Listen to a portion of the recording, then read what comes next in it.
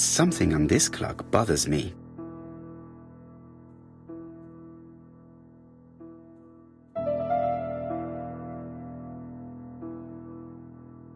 What a strange mechanism. I don't think it's...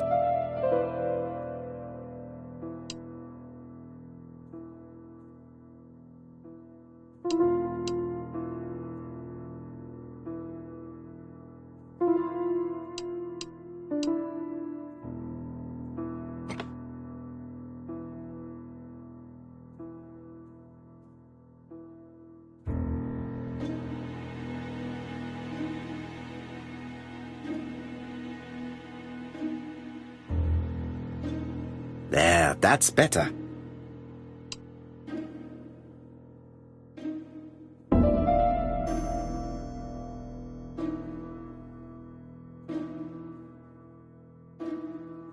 strange.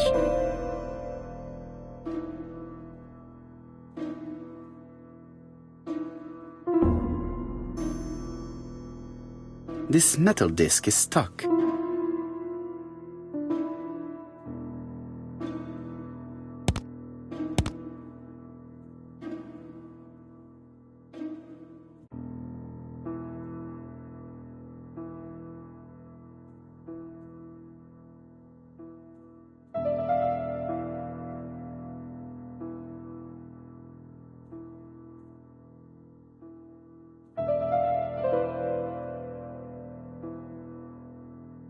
I definitely need an object to make these cogs turn. I definitely need an object.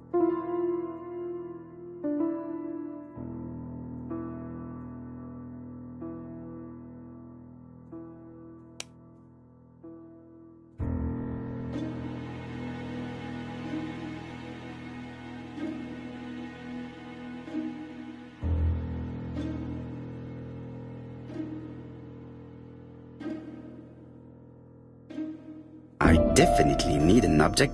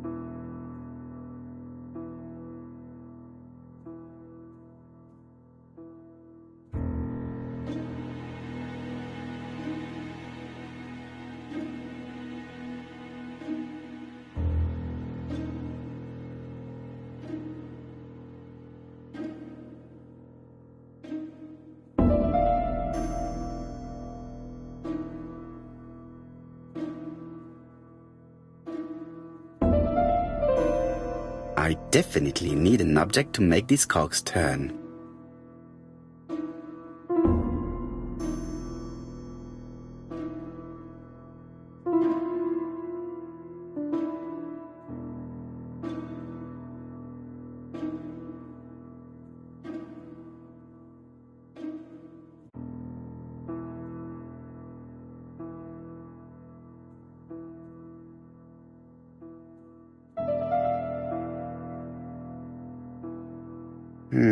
Could the screw be slightly loose?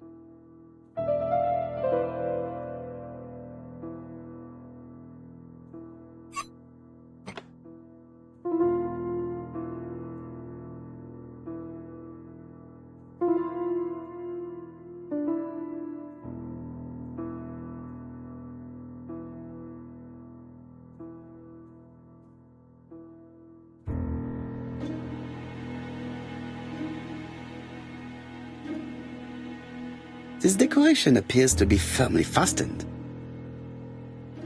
This decoration appears...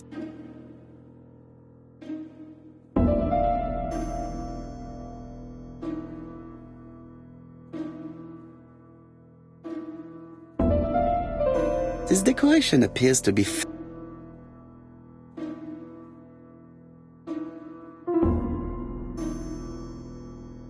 This decoration appears...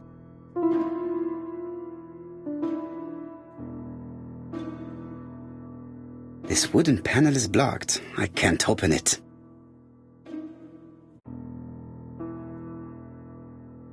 I definitely need an object to make these cogs turn.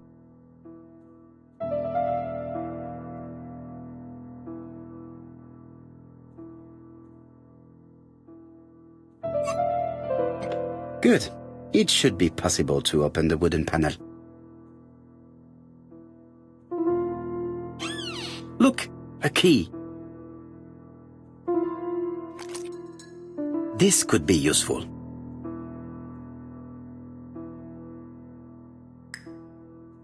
This code probably has something to do with the mechanism above the clock.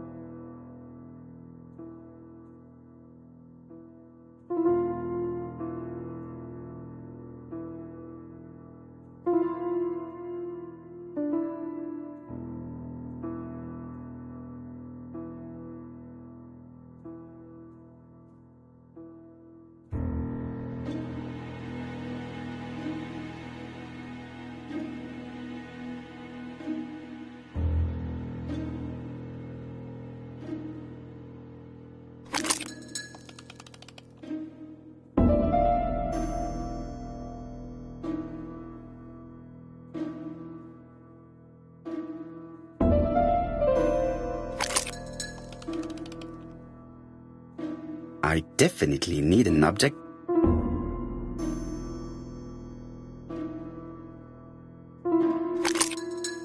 Ah, something clicked on the front of the clock.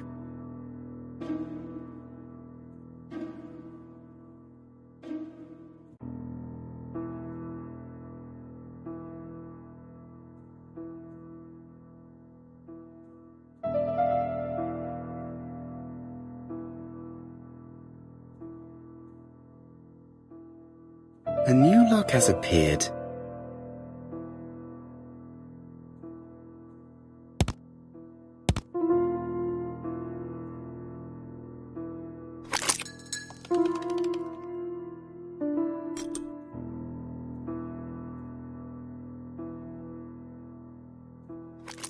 This could be useful.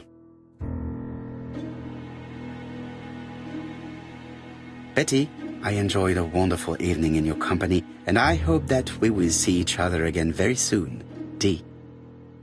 My dearest Betty, I know that your art is already spoken for, but you are the most beautiful dancer I have ever had the pleasure of meeting, and I am impatient to see you again. Adrian.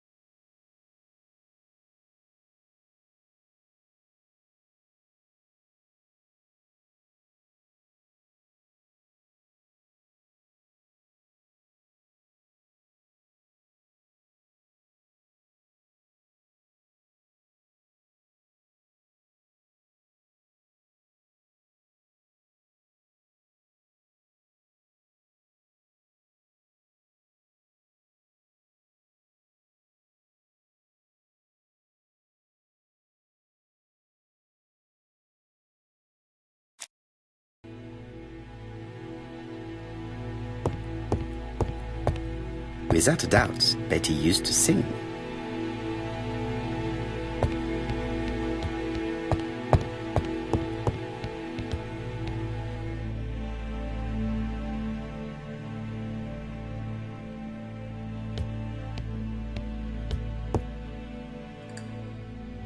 Betty, I enjoy...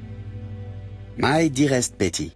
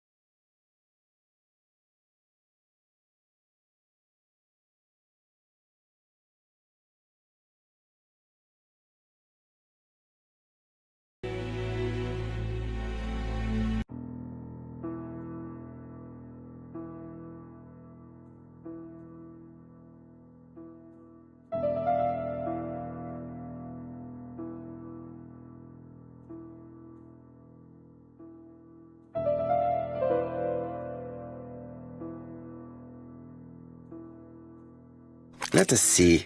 What is this cupboard hiding?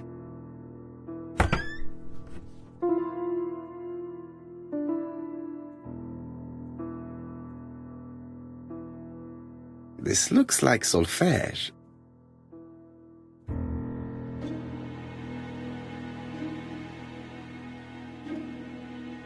This looks like solfège.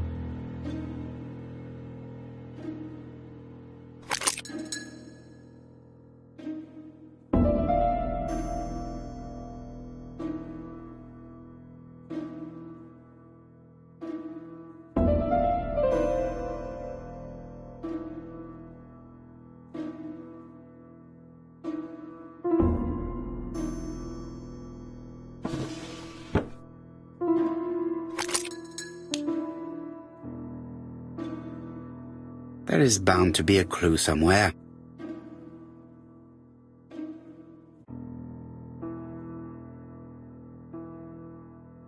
I cannot open it. It looks...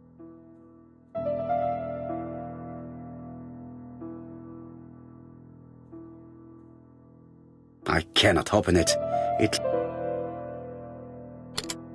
That doesn't work. I must have forgotten a step.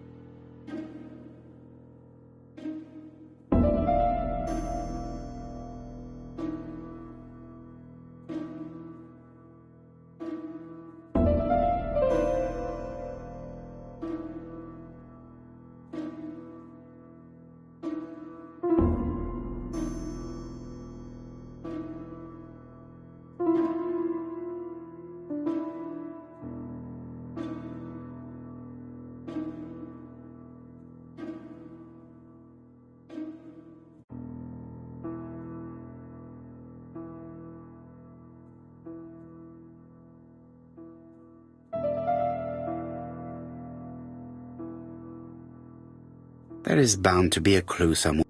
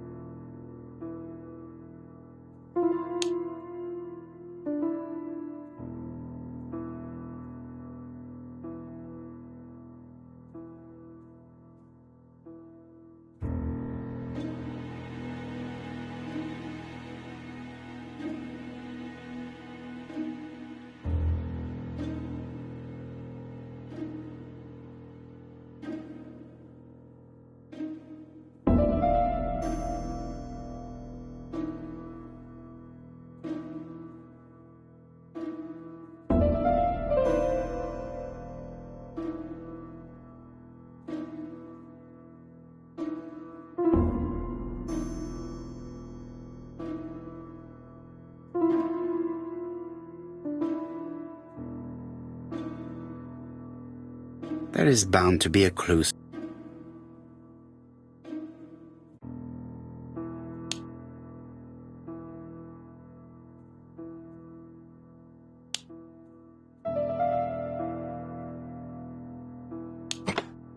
I heard the sound of a mechanism being triggered.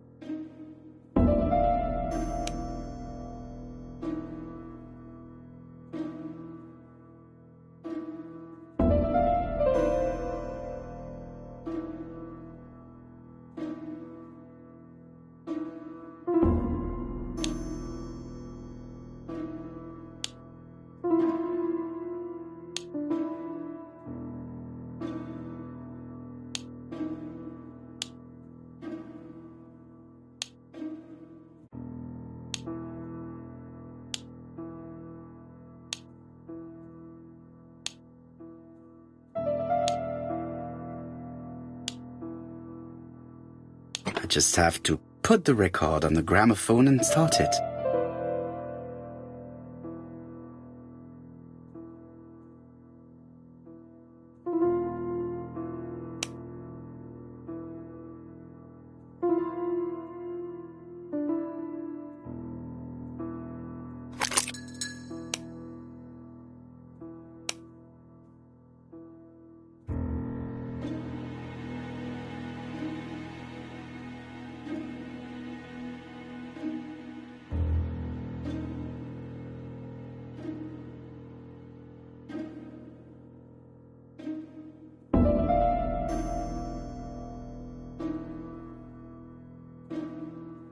It looks like something goes...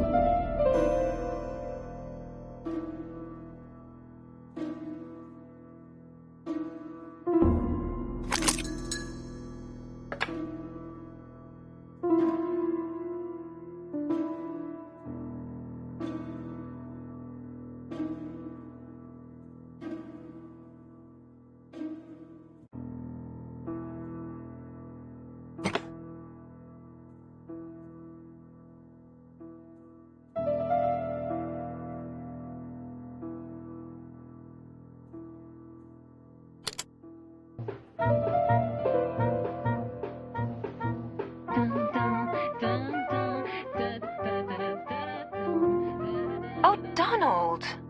We're in the middle of recording. Sorry, Betty, but it's not wise. The doctor said you should rest your voice. You're such a killjoy sometimes.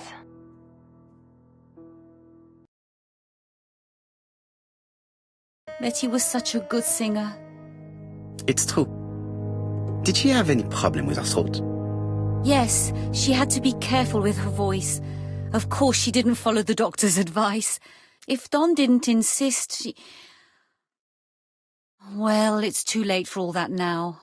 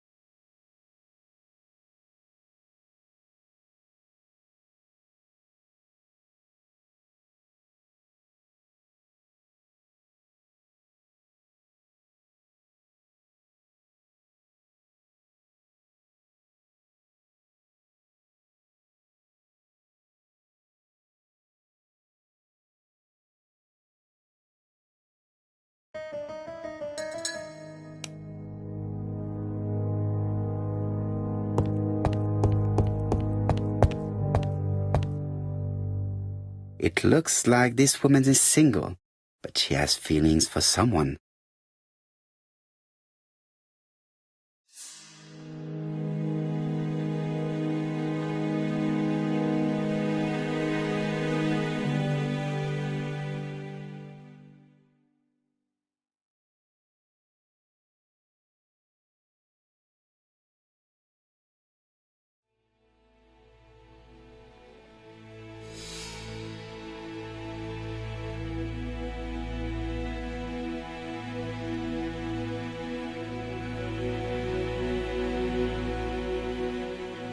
She is looking so intensely at this photo. But is it really a sister that she's studying in this manner?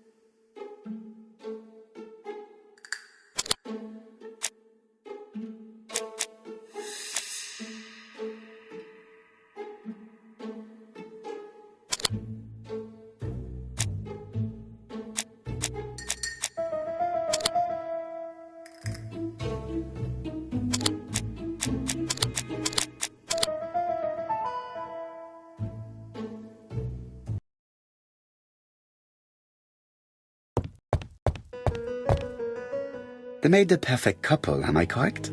Yes, in a way. She was pretty and he... Well? He's a bright man, with a promising career ahead of him. He would have made Betty a good husband. He was always attentive and generous. Oh, a true gentleman. I hear a note of envy in your voice. You must have heard wrong.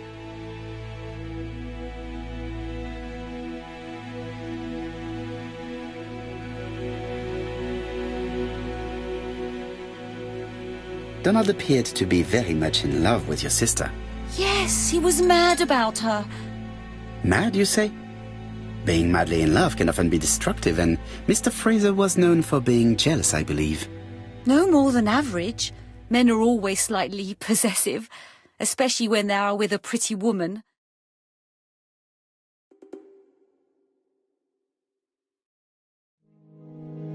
I am not your enemy, Mademoiselle Bernard. And you are not my friend either, Mr. Poirot, sir. Yes, but your lies are not helping Mr. Fraser, or you for that matter.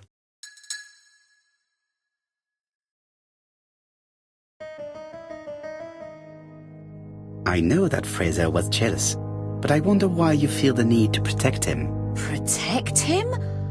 I hope you're not suggesting... That you are Fraser's accomplice? There is nothing to suggest that, at least not yet. It would appear that your sister's murder is the second in a series that we have to stop as quickly as possible. The first was in Andover, and the same as your sister, the murderer sent me a letter informing me that a crime would be committed in that town. Now can I count on your honesty? Yes, you have my confidence, Mr. Poirot. Don is a quiet and sensitive young man, slightly reserved too, and as is often the case with reserved people, when he flew into a temper, he completely lost control. He could be so violent. Betty was frightened. And when was this? The first time was about a year ago. But they rowed more recently. Donald found out that Betty had lied to him. She said she was going out with a girlfriend, but she went out for dinner with a married man. It was an awful scene. She told him that until they were married, she was free to go with whoever she pleased.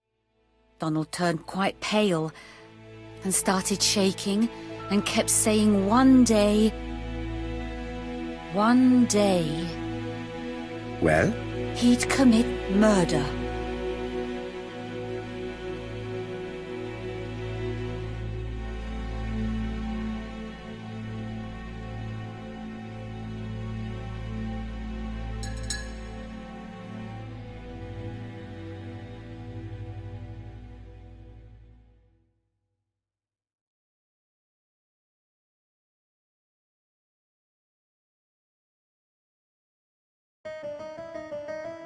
So you were afraid that he would become our main suspect.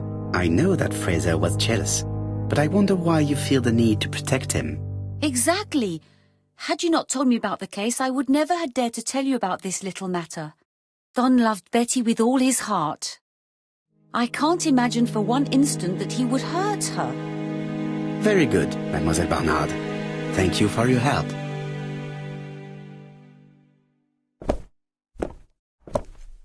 Fraser is at the Ginger Cat. The police haven't spoken to him, but they want to. Très bien, Hastings. Let's see him now. Au revoir, mademoiselle. My deepest condolences to your parents. Of course, Mr. Poirot. And don't be too hard on Don. He's more fragile than he looks. If you say so. Let us now try and get our brain cells to work.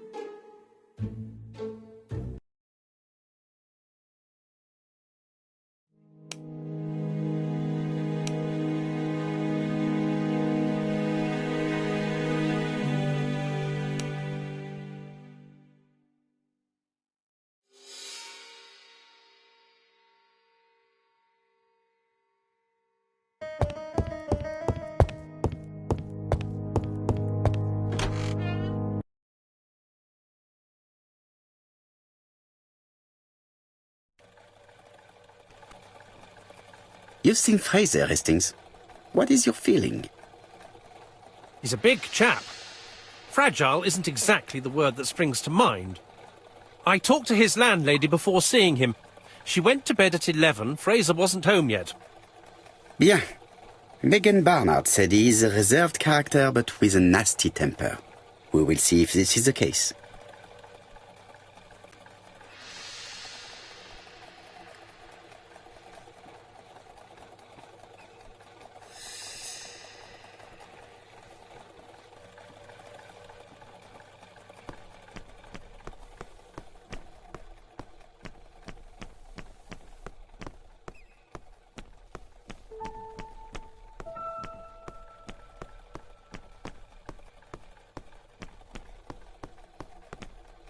Hastings appears to be ill at ease.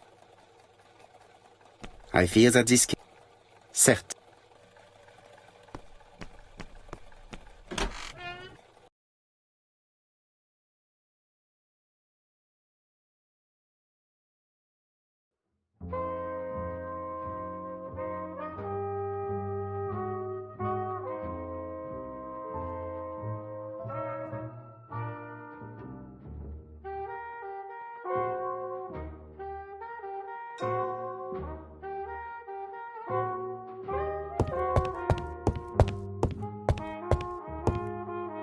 How do you do, Mr. Fraser?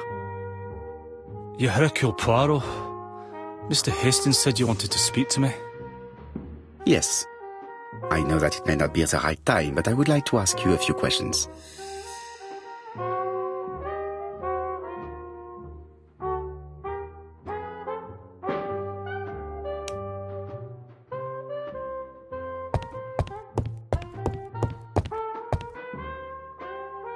This man looks suspicious.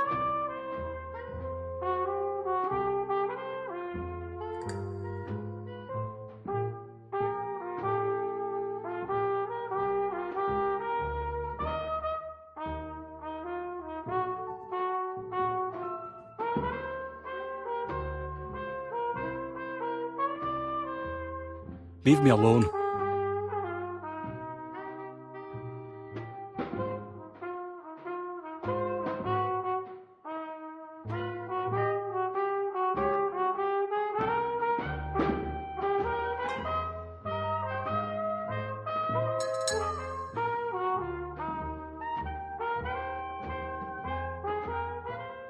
Leave me alone.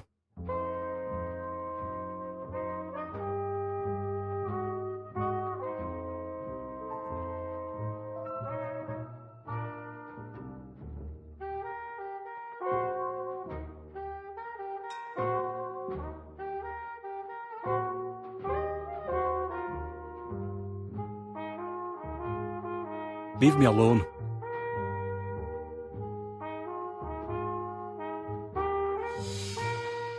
Donald Fraser is in a terrible state, as if he hadn't slept all night.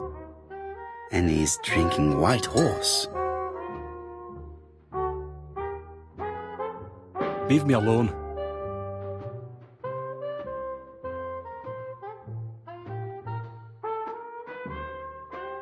Tell me that it's a mistake. That Betty isn't dead. Sadly, your lady friend has been murdered, Mr. Fraser.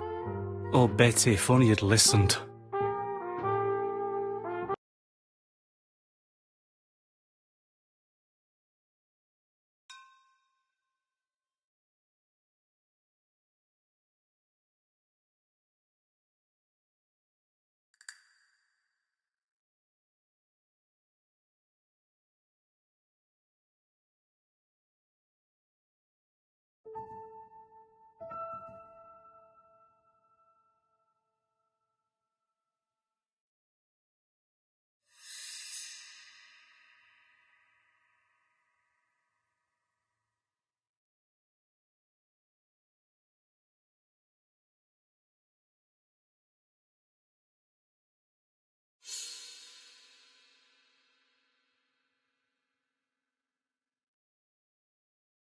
Did you visit Betty yesterday afternoon? No, I haven't seen Betty for 2 days. I was at the office yesterday afternoon. Can you prove that? Of course. But why this question? Betty died yesterday evening, didn't she?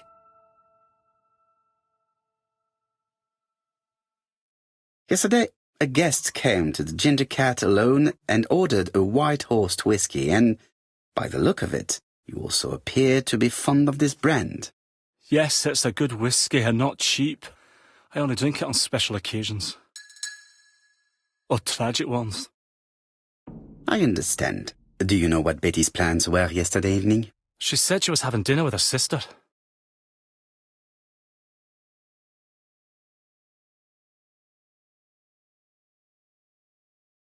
Yet, Megan only returned to Bexhill this morning, Mr. Fraser. I didn't know. Right. May I ask you what you were doing yesterday evening? I spent the evening working. Your colleagues can confirm this? No, I often take work home with me.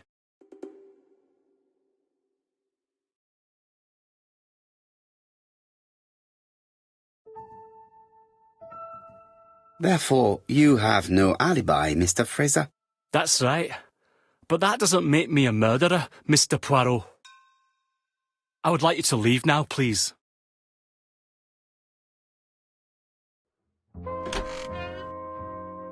Ah, I knew I'd find you here, Poirot. I thought the victim's young man was here. Yes, is all yours, Chief Inspector. Let us now try and get our brain cells to work.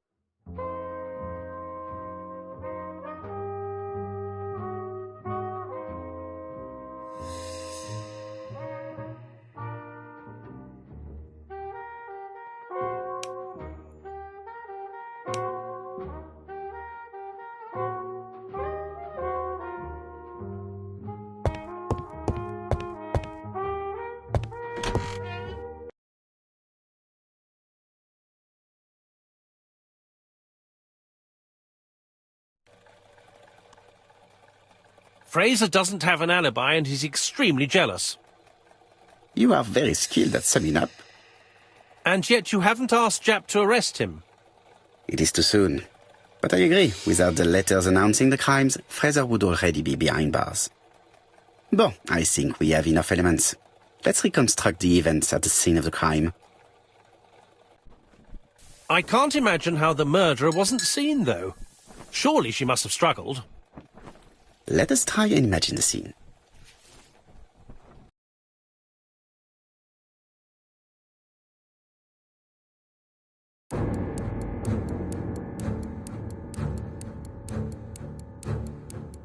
The killer and the victim are walking on the beach. Miss Betty has a bag, a belt around her waist, and carries her shoes in her hand. Both of them walk slowly to hut number 5.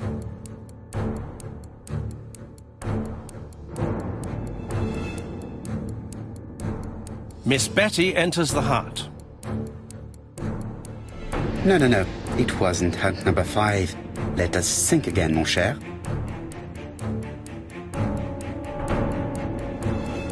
The killer and the victim are walking on the beach. Miss Betty has a bag, a belt around her waist, and carries her shoes in her hand. Both of them walk slowly to hut number 5.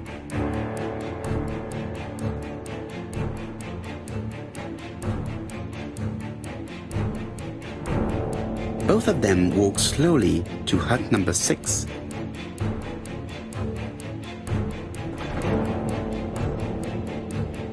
Miss Betty enters the hut.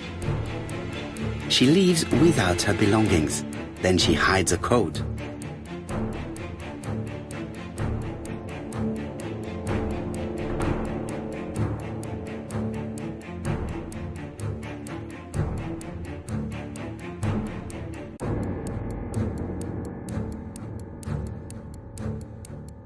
They keep walking. Then she removes her belt. The murderer moves behind her and then attacks her by surprise. The body falls, lifeless, on the sand. Everything appears to match the crime scene, mon cher Hastings. That is exactly what happened.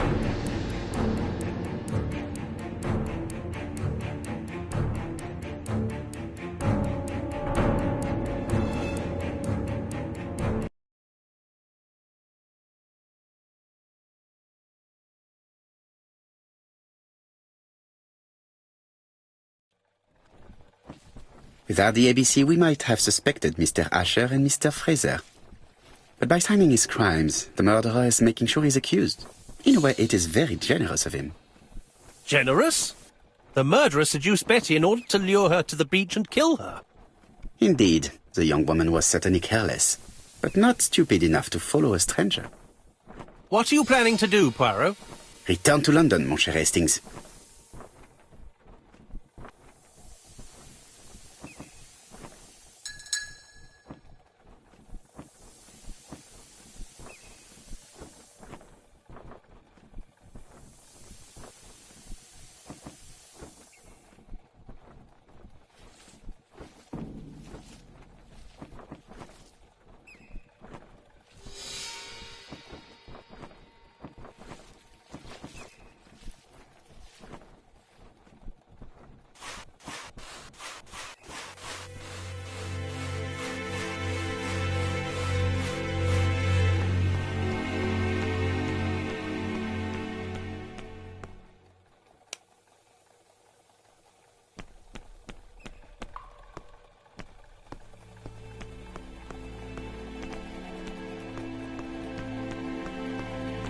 Right, back to London. There is nothing more for us to do here.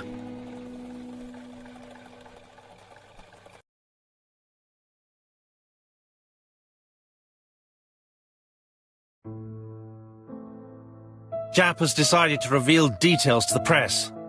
The alphabet murder is now famous. It is not a bad idea. The more people who know, the greater our chances of finding out something of interest. Poirot, I have a bad feeling.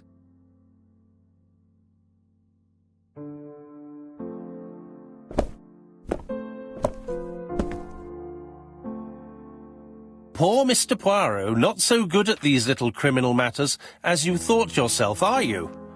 Rather past your prime, perhaps. Let us see if you can do any better this time. This time, it's an easy one. Churston on the 30th. Do try and do something about it. It's a bit dull having it all my own way, you know. Good hunting. Ever yours, ABC.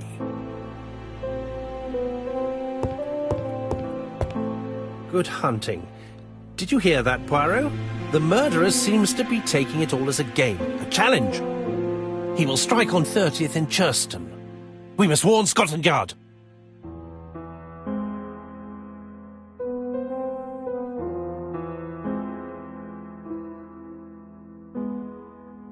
By the way, Hastings, what day is it?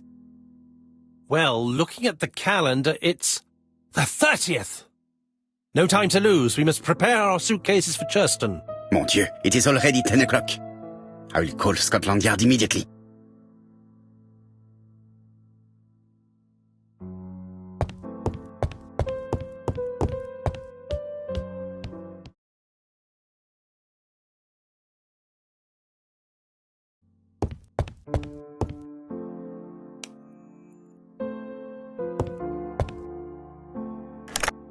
Hello, Japp. We received a new letter from ABC in the 10 o'clock post. Where and when? In Churston. Today. Today? I'll inform the population immediately. I'll check the train times. Call me back.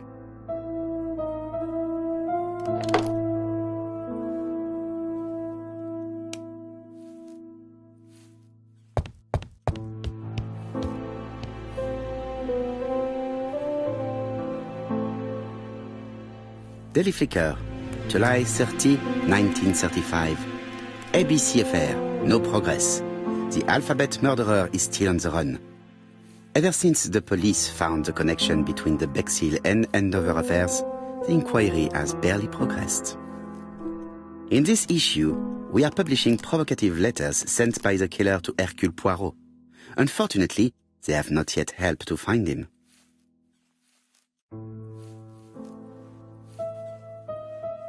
Daily Flicker, July the 26th, 1935.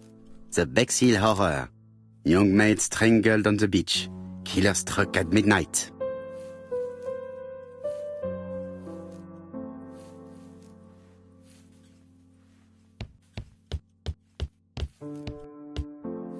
Hastings, what you are doing is an absolute disaster. That is no way to pack suitcases. Heavens, we must hurry! We have to get to Churston before the murder! You're right, Hastings. It is an emergency. At last, Poirot, you're being reasonable. Poirot, you were right. I've just consulted the ABC guide. There's no hurry. The next train doesn't leave till 11:45. You see, there is no need to hurry. We will not be in Churston until tomorrow morning, after the murder. But why has the murderer warned us so late? It's not what he usually does. Did he do it on purpose? Very good question, Hastings. We should also compare the letter we have just received with the other two, although I have very little doubt about what we will find.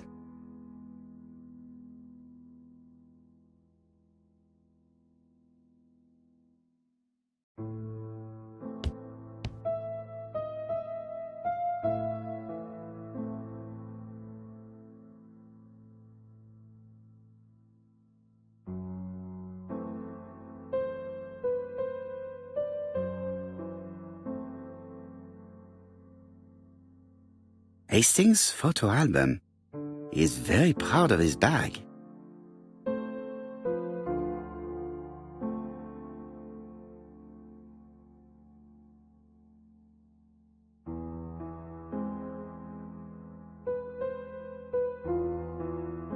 We've missed the 6:45 train, but we have plenty of time to catch the night train.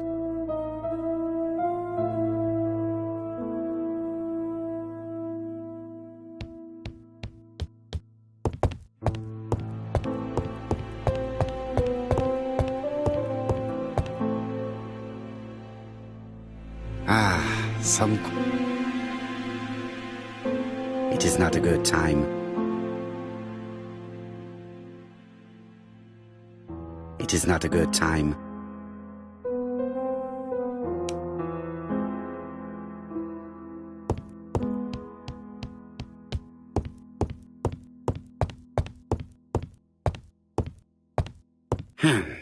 In his haste, Hastings tore the envelope.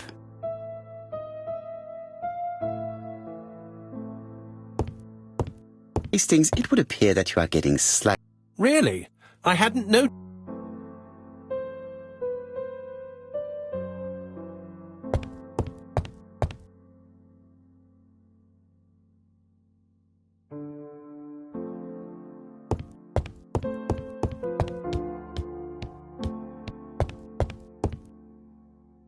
Right, let us compare this new letter with the second one. Let us examine this more closely. Certain characters in the two letters may have similar defects.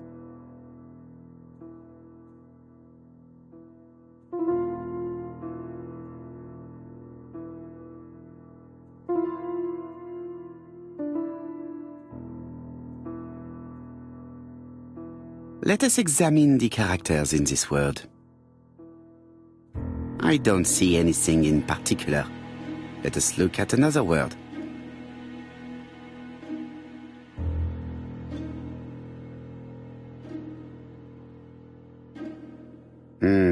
The W is not printed properly. Of course, the W characters in the two letters do indeed have the same defects. I have to find some other similar defects to confirm my theory.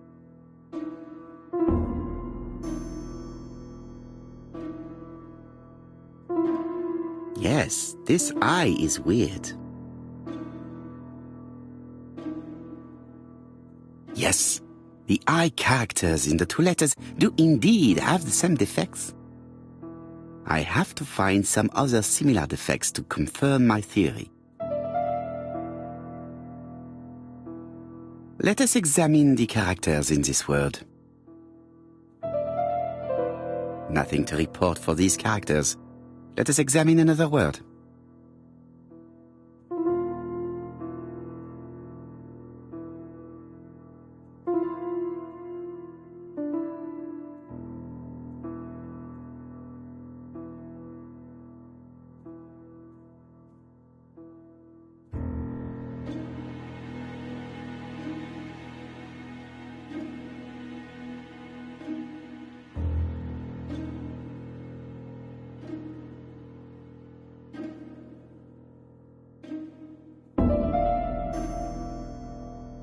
Let us examine the characters in this word. No, this character does not appear to have any defects. Let us examine another word.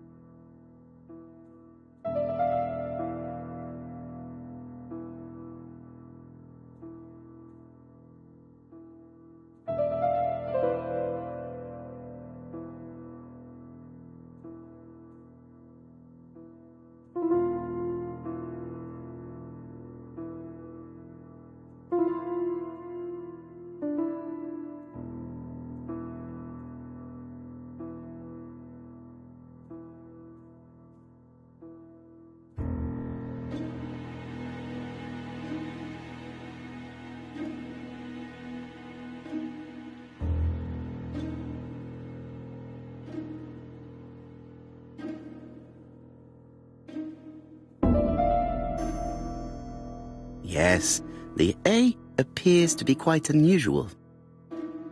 That's right. The A characters in the two letters do indeed have the same defects. My theory was right. These two letters... Let us now try and get our brain cells to work.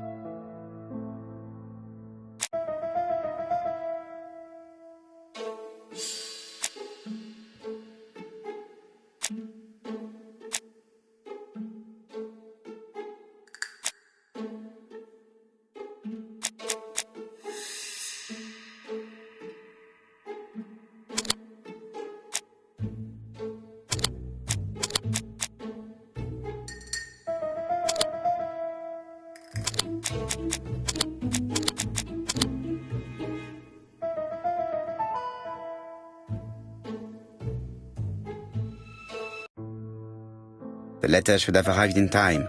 The postmark shows that it was sent 3 days ago. However, our man made a mistake in the address, which explains the delay. All the same, the post office took their time correcting the error. Come on, Poirot. Your address is not quite as well known as that of Scotland Yard. Poirot, the telephone. It must be Jap.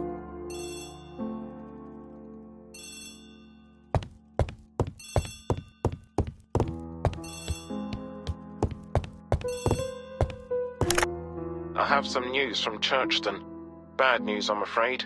Sir Carmichael Clark was murdered while out on his evening walk. Sir Carmichael Clark. The name is familiar to me. He was a famous throat specialist, one of the best in London. A wealthy man, he retired to Combside, a beautiful house by the sea. He collected antiques. Are you going there? Yes, let's meet on the train.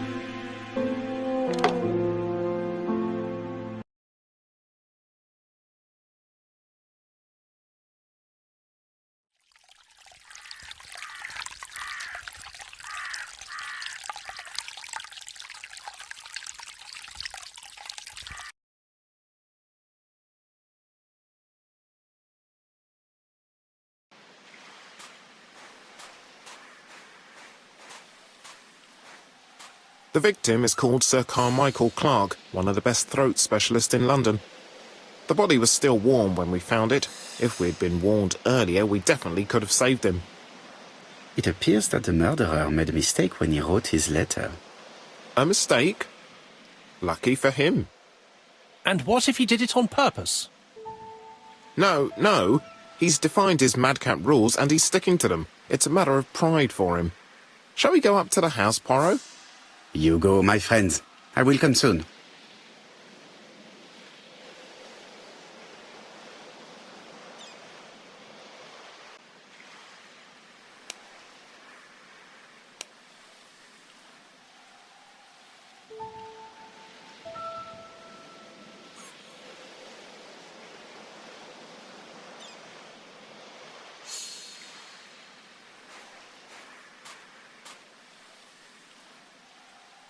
This place is very calming.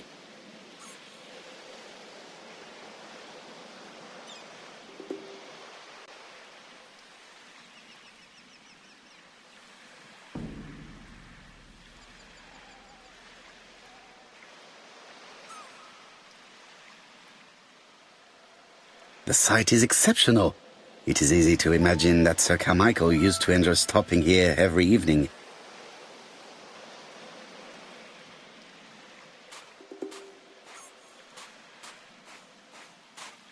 The body is just in front of a bush, one of the only bushes in the surrounding area.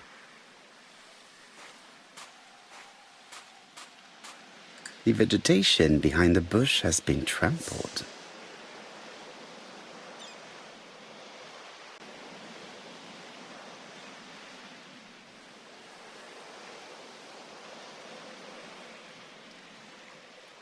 Jap has emptied the victim's pockets and has laid out their contents on this piece of wax cloth.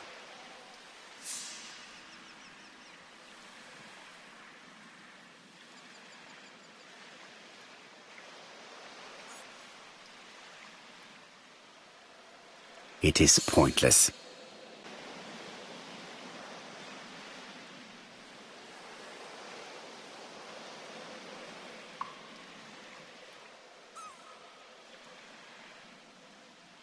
An oriental dragon.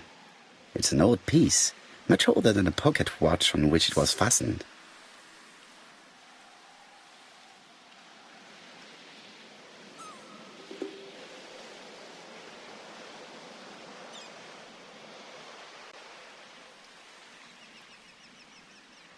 Nothing appears to be missing from this wallet.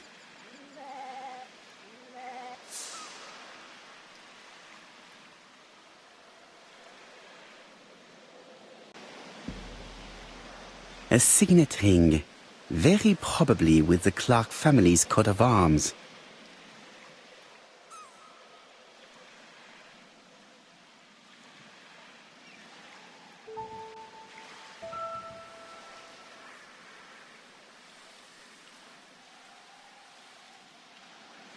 The gravel on the path has been sprayed with blood that covers a conical-shaped area, which starts at the body and becomes wider as it moves further from the bush. Sir Carmichael's throat was cut. It's a clean incision, a professional murder.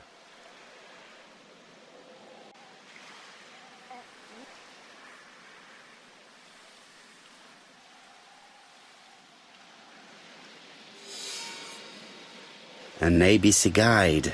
The murderer's customary signature, covered in blood this time.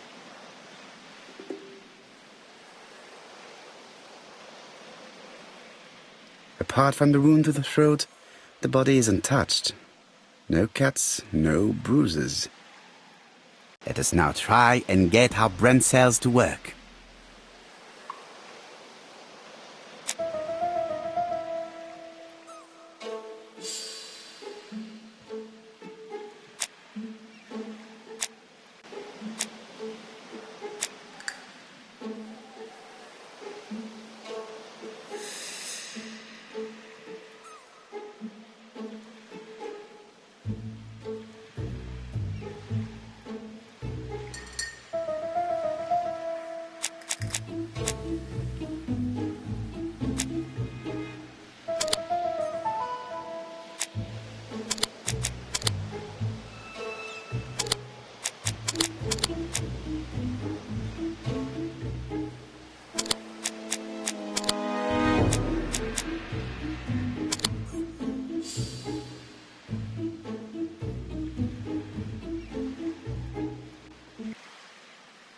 Sir Carmichael had his back to the bush when the killer cut his throat from behind. A fatal blow that sprayed blood over a range of more than 1 meter. Let us now try and get our brain cells to work.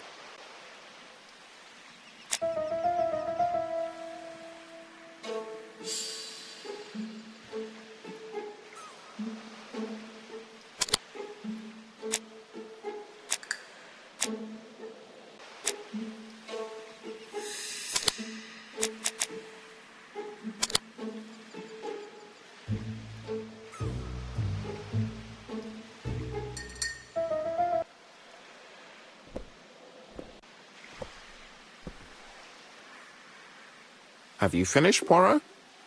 Chief Inspector, many questions remain unanswered, but I am certain of one thing. The killer has prepared his crime very carefully. Quite right. He must have known Sir Carmichael's movements well to plan such an attack.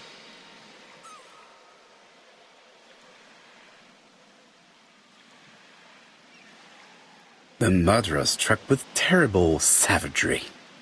Yes, blood flowed. It's the first time he's attacked a man. He armed himself accordingly. Have you spoken to the victim's family, Chief Inspector? I've spoken to the brother, Franklin Clark. I didn't get much out of him.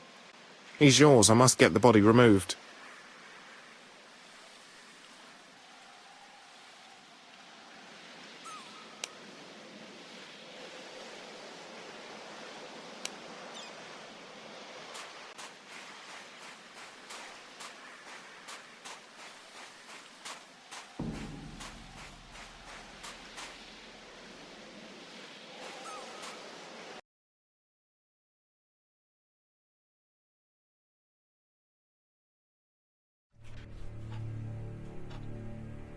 To be honest, this inspector seems rather obtuse. I'm counting on your friend Poirot to catch my brother's murderer. Ah, here he is now. Please, Mr. Poirot. Mr. Poirot, this is my brother's secretary, Miss Thora Gray. Pleased to meet you, Mr. Poirot. Would you like some tea? No, thank you, mademoiselle. I find it hard to digest.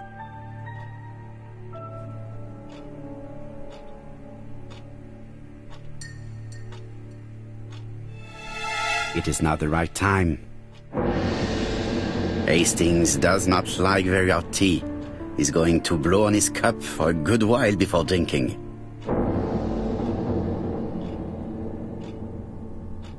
There is something very viril about him.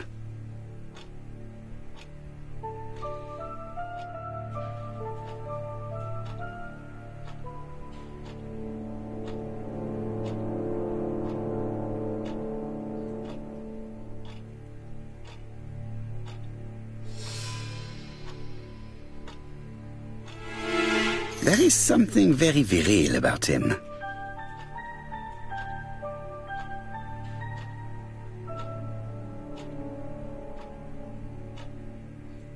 Franklin Clark is an adventurer, the sort of man that women like.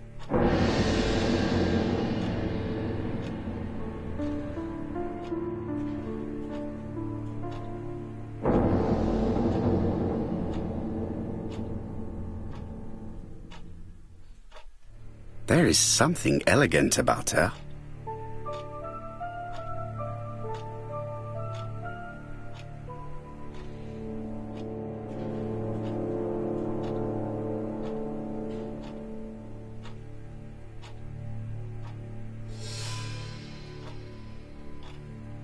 She has good taste, except perhaps in her choice of jewelry.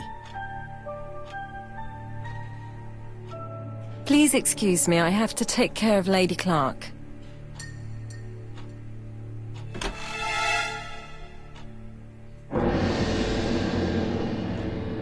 My brother's wife is gravely ill. You will probably want to question her, but I fear that it won't be possible today.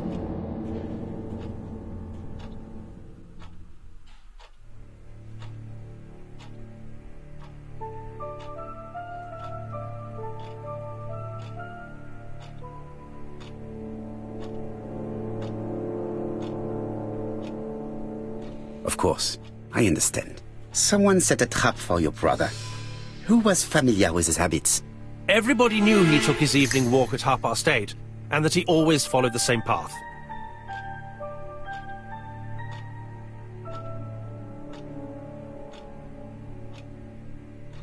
And did people of the village know Sir Carmichael's habits? I don't know. It's possible.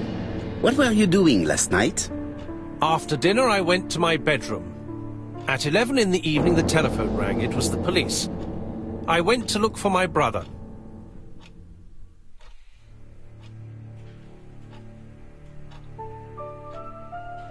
Was it a dark night? It was a new moon. I took a lantern. So it was you who found the body? Yes, along with the gardener.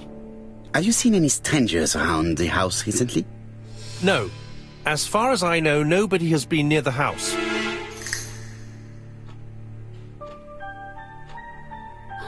Miss Clark. Oh, Lady Clark must have fallen from her chair. I have to help Miss Grey get her up. Hastings, while our host is gone, let's examine the drawing room. But, Poirot, a gentleman shouldn't... I take full responsibility. All you have to do is to leave the drawing room door ajar and let me know if anyone is coming.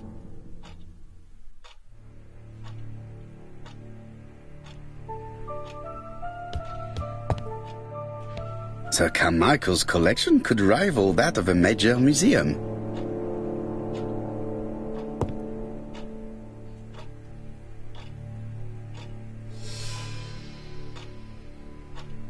It's locked.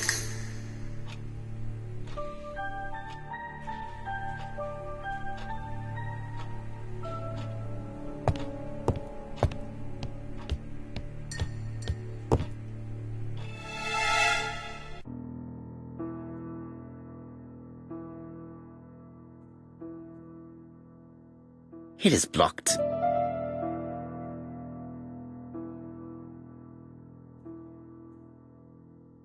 Turtle, the dragon, the crane and the tiger.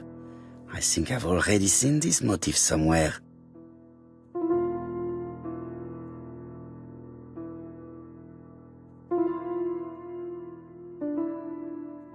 The position of each motif is correct, but they are not turned the same way as on the table.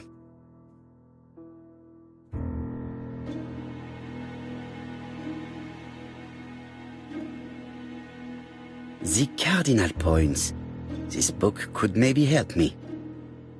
Each cardinal point is associated with one animal and one color. In the middle sits the imperial dragon, and out of respect, all the others are turned towards him.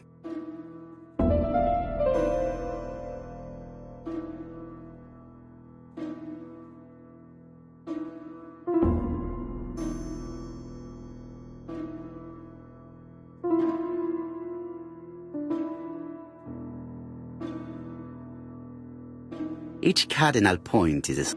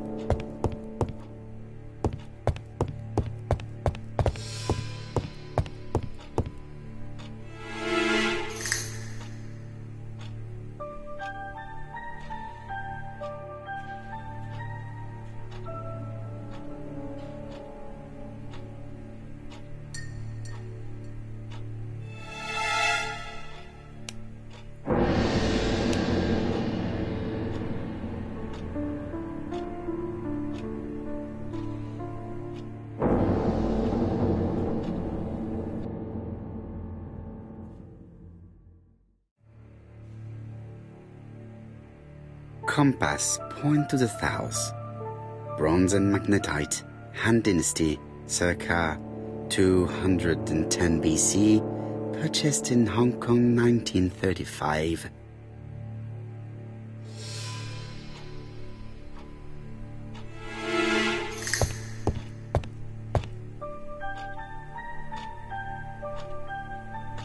Traditional Chinese map. Facsimile. South is on the top of the map. There are some very valuable objects here.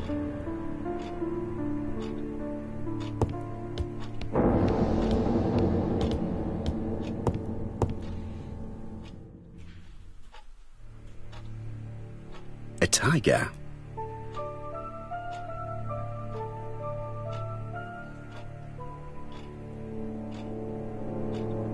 A turtle.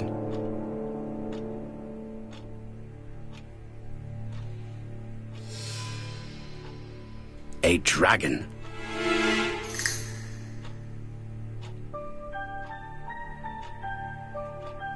A crane?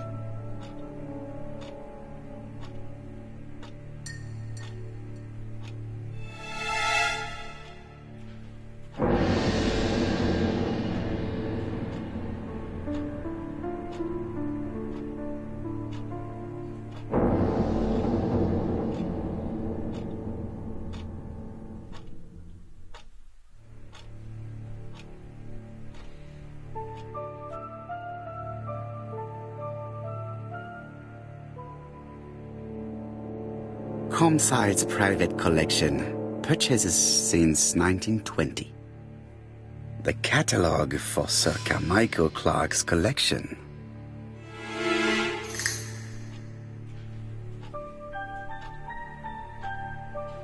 It is an emperor.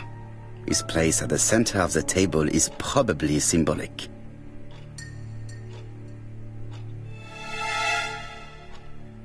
Dragon, dragon, dragon.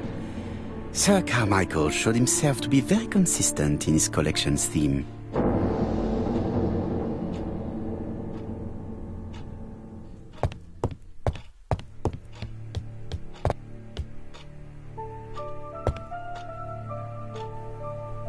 The interior is richly decorated.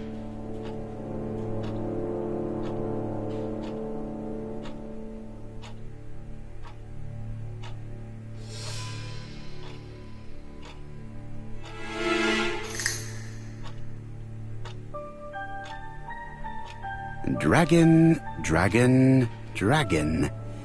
Sir Carmichael showed himself to be very consistent in his collection's theme.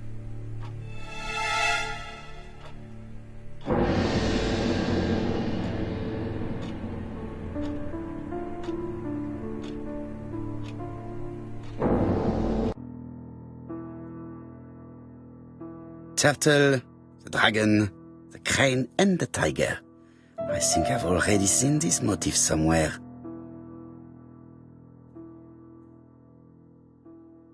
The position of each motif is correct, but they are not turned the same way as on the table.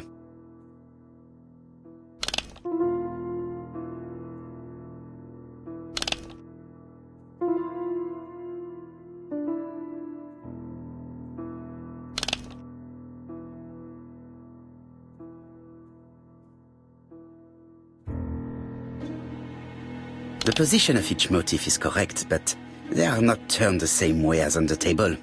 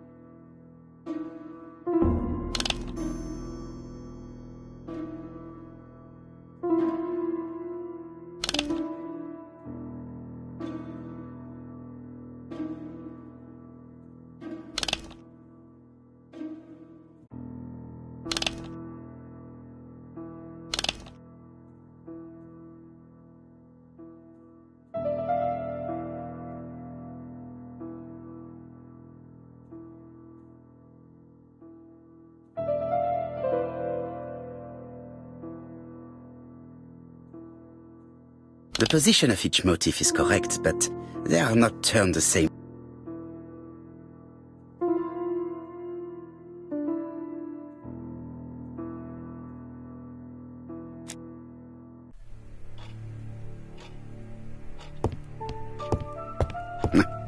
I'm not going to.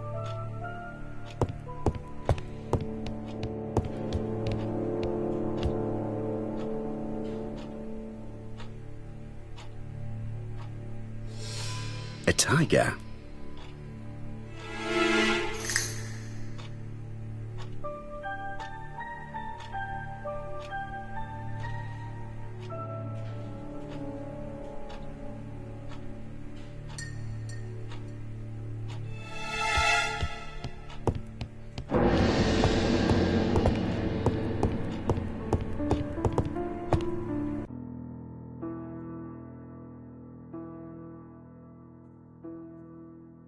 Turtle, the dragon, the crane, and the tiger. I think I've already seen this motif somewhere.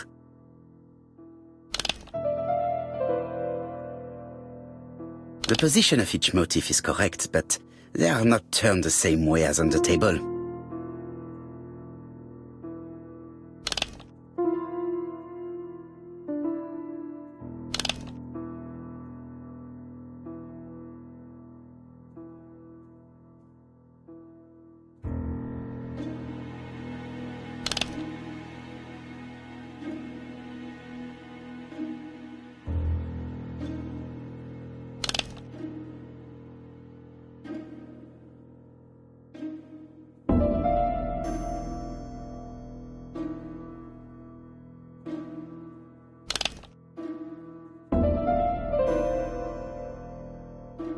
The cardinal points.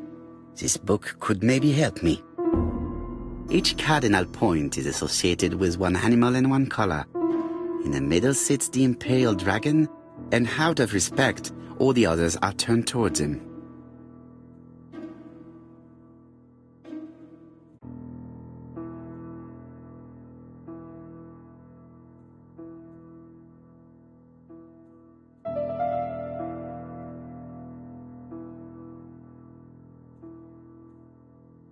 It is blocked.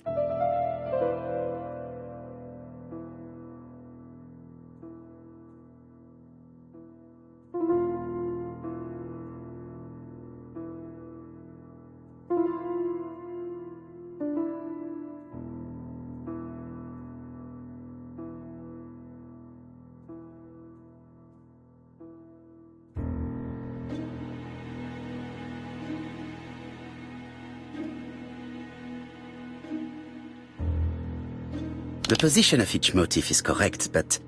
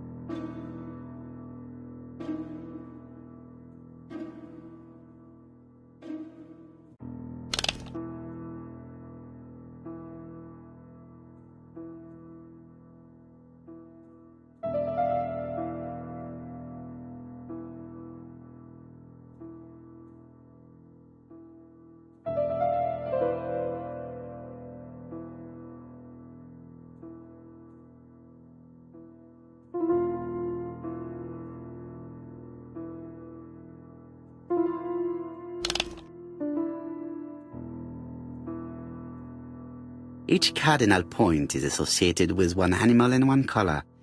In the middle sits the imperial dragon, and out of respect, all the others are turned towards him. Each cardinal point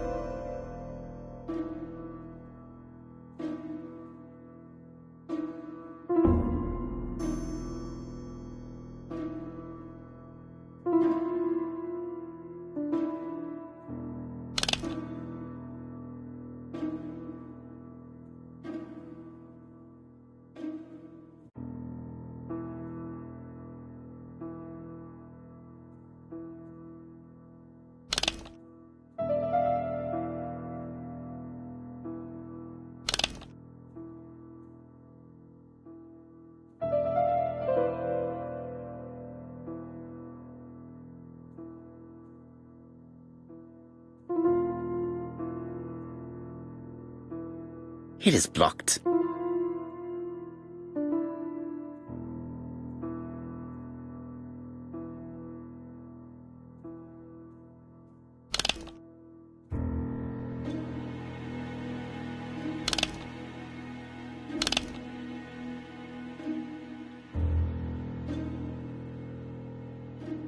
The position of each motif is correct, but they are not turned the same way as on the table.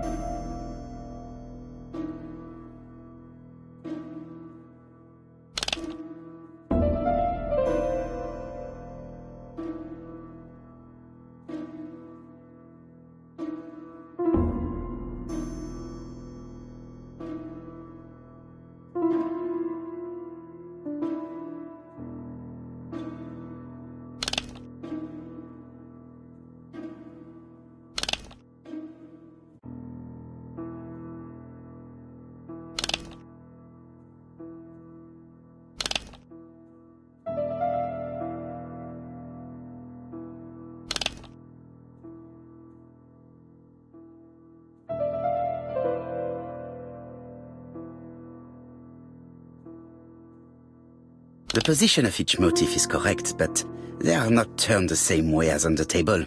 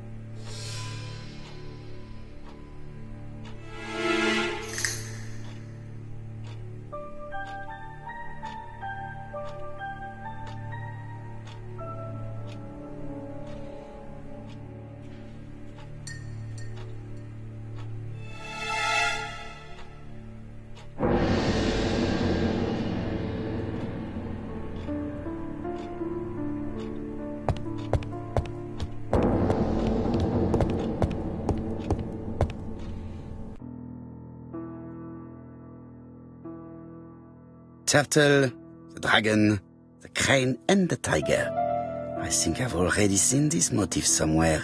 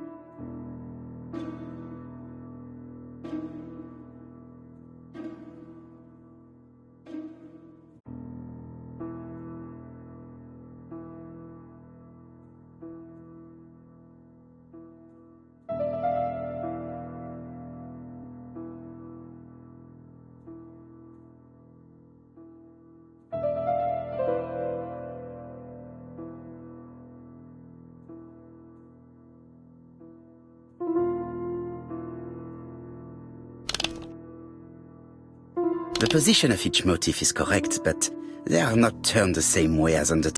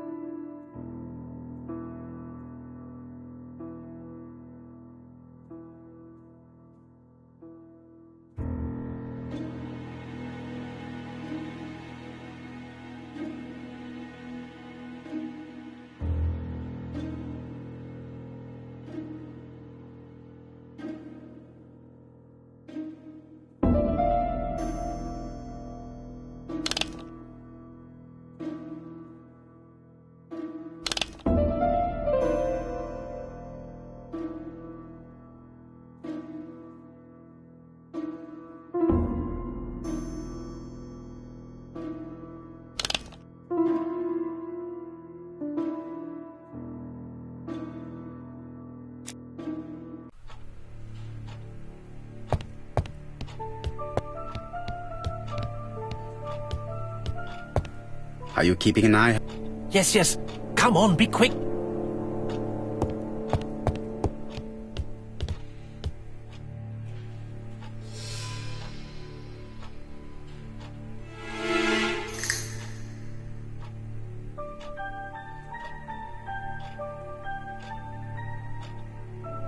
It is an emperor. His place at the center of the table is probably symbolic.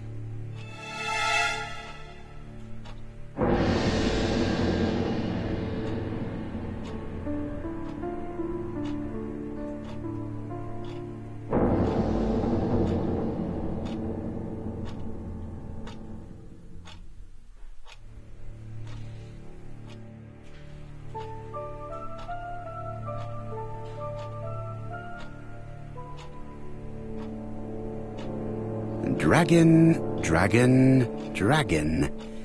Sir Carmichael showed himself to be very consistent in his collection's theme.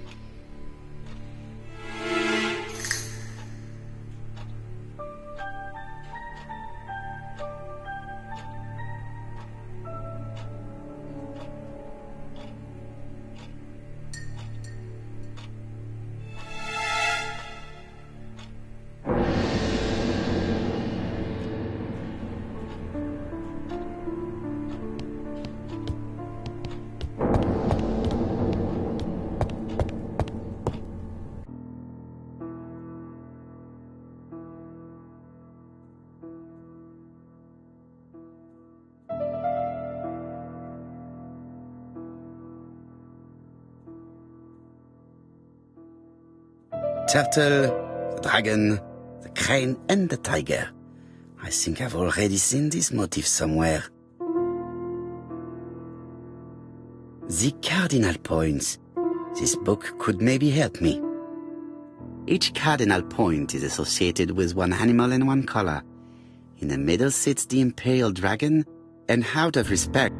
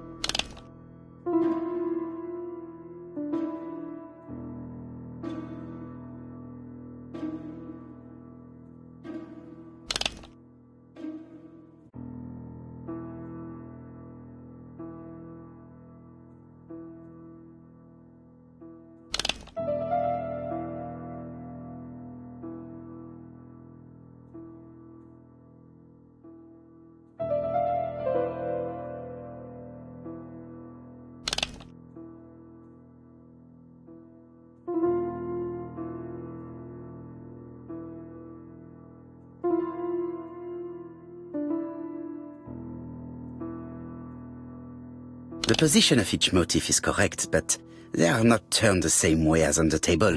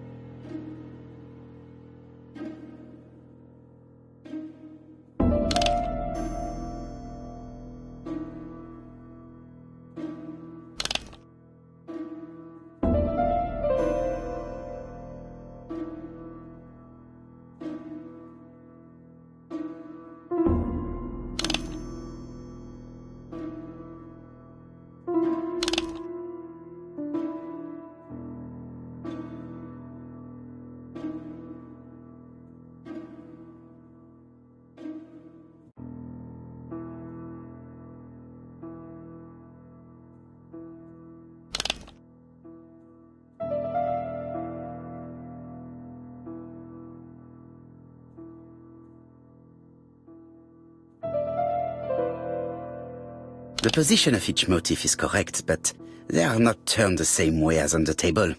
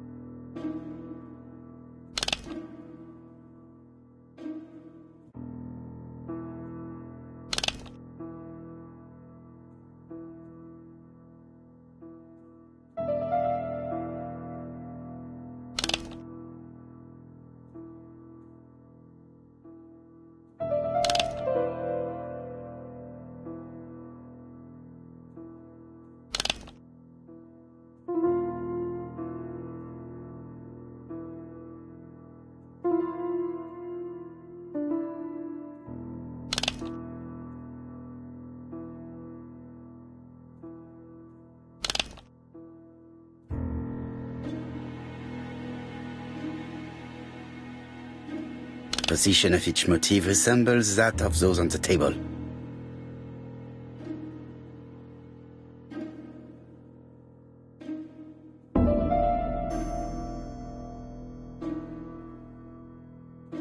It is blocked.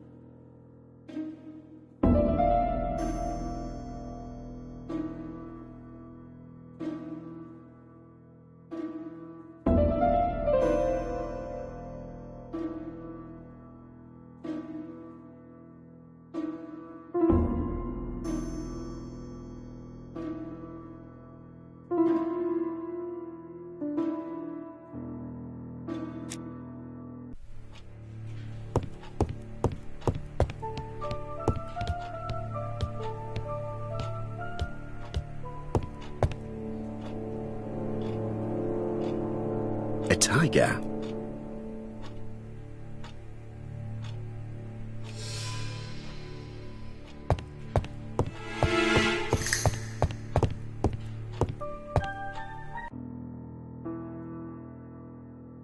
Turtle, the dragon, the crane and the tiger. I think I've already seen this motif somewhere.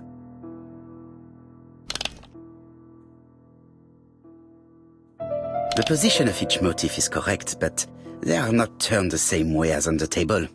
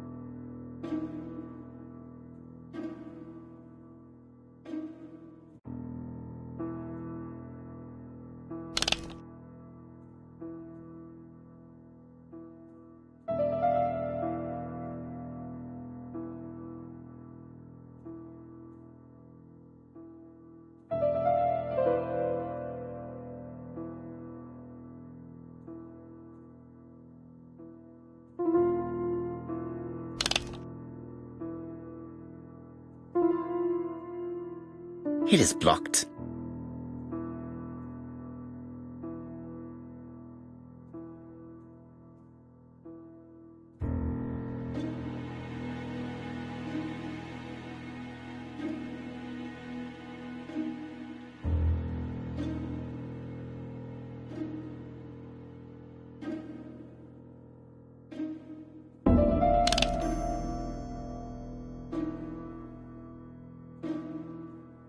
The position of each motif is correct, but they are not turned the same way as on the table.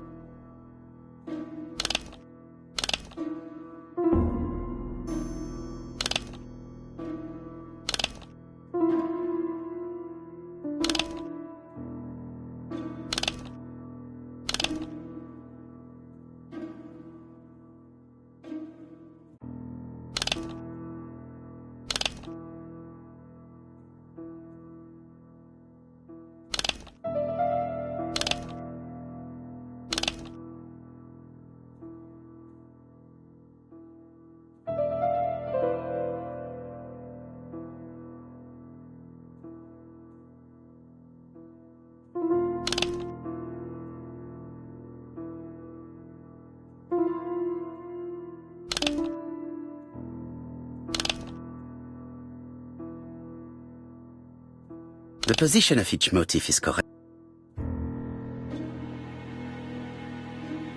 I think I heard a bang. Could it be this cupboard? This is interesting.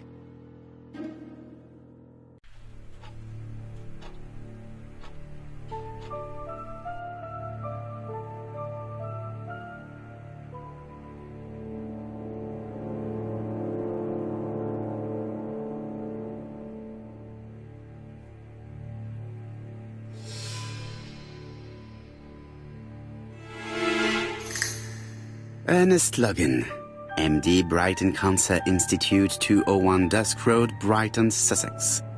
To Sir Carmichael Clark, MD, Comside Churstone, Devon. Brighton, 1935, January the 5th. As a man of science, I owe it to you to be completely frank. Lady Clark, your wife is suffering from a generalized terminal cancer. I confess I didn't suspect anything like that during the first exams. But with the test results I have received today, there is unfortunately no place for doubt. I estimate that Lady Clark's life expectancy is no more than 1 year. Hospitalization would not help in her case, so I advise you to keep her at home and provide her with as much morphine as required to ease her last moments. Yours sincerely, Ernest Logan.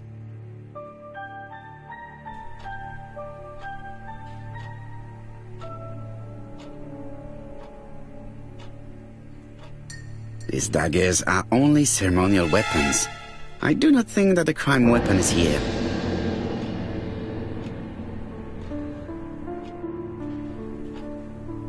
Here's Miss Gray. Sorry to keep you waiting. Lady Clark's condition requires regular care. I believe you want to ask me a few questions. Indeed, mademoiselle. This porcelain is remarkable. Is it old? It's about 3 centuries old, I believe. Wait, let me find the reference.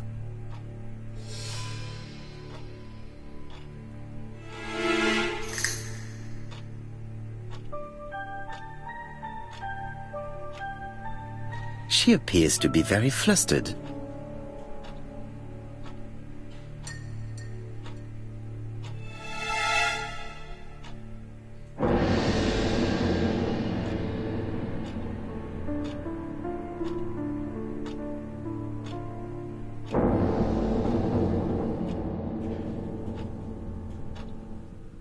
Just a minute, please, Mr. Poirot.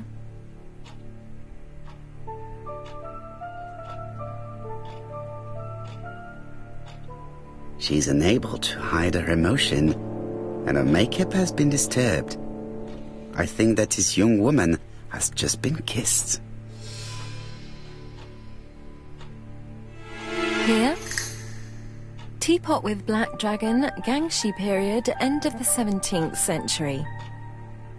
It is a rare piece with unusual colours. You have a good knowledge of art history. Acquired while working with Sir Carmichael. I used to help him manage his collection and choose his new acquisitions.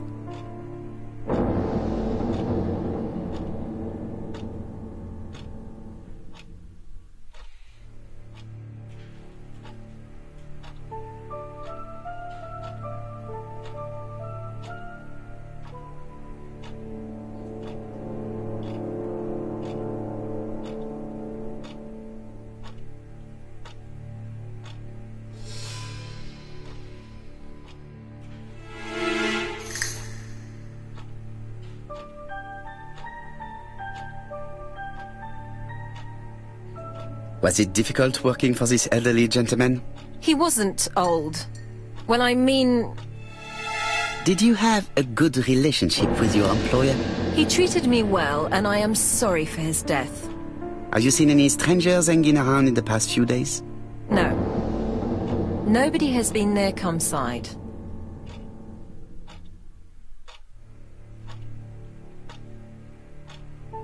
What were you doing yesterday evening at the time of the murder?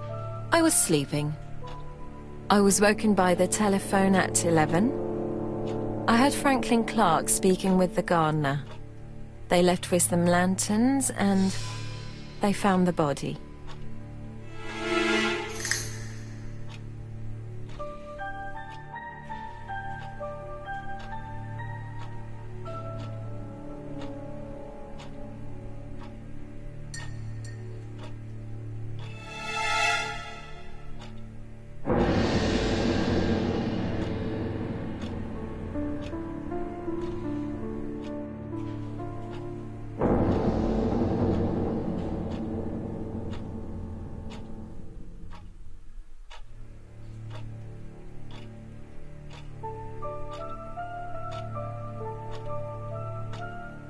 What are your feelings about Franklin Clark?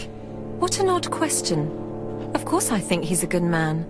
He's energetic, nice, very sociable.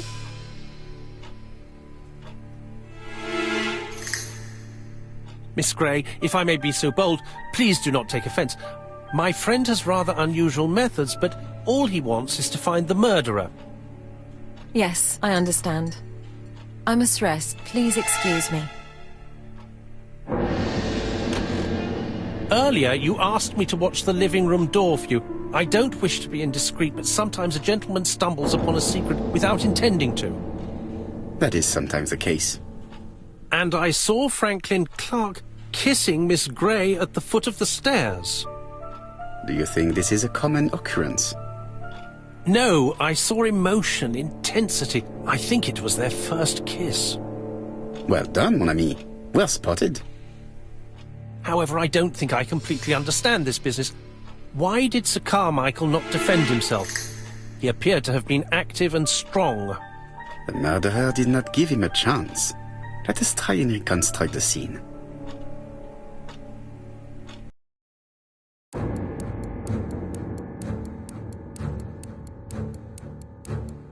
Sir Clark is taking his customary walk. Our killer is hiding behind a bush.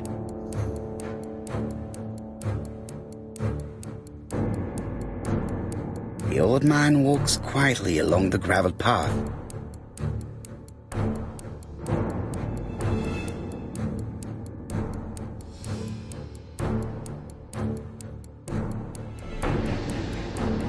Sir Clark sees a shadow.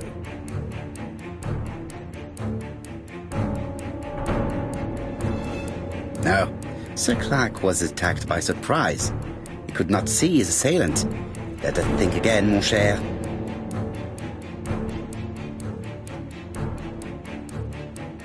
Sir Clark is taking his customary walk. Our killer is hiding behind a bush.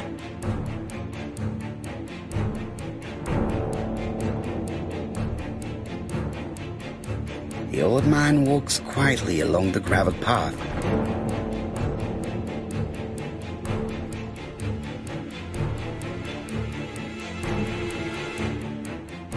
He then passes the bush and continues on his way to the house. No, Sir Clark used to gaze at the sea. Let us think again.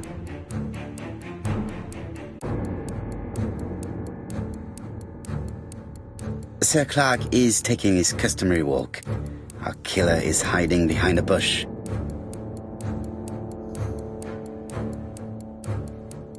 The old man walks quietly along the gravel path.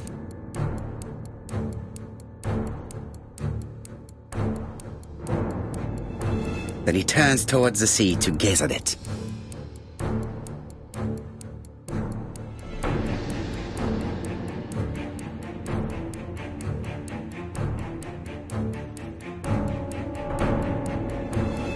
The killer leaves his hiding place on the right-hand side. He approaches silently over the grass.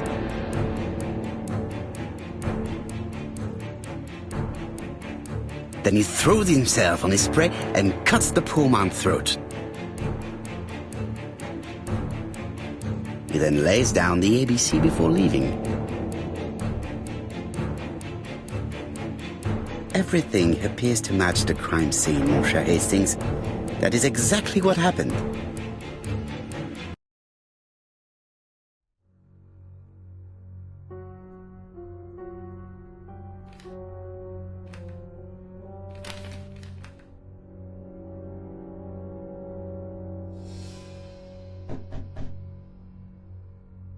Oh, just a minute. I'm getting dressed.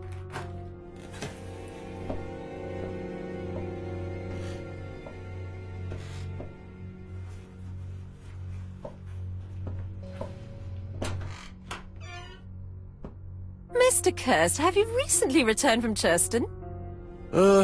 Yes, indeed I have. Have you seen the papers? And to think that you might have rubbed shoulders with the killer. Imagine that. Mr. Kirst, are you all right? You don't seem well. My apologies, my throat is burning and my head feels heavy. It's ever since the war, you know.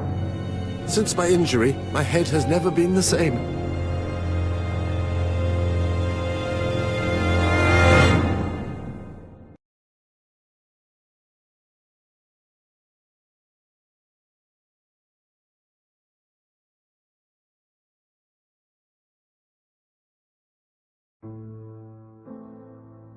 Poirot, it's a pleasure to be with you again after all these years.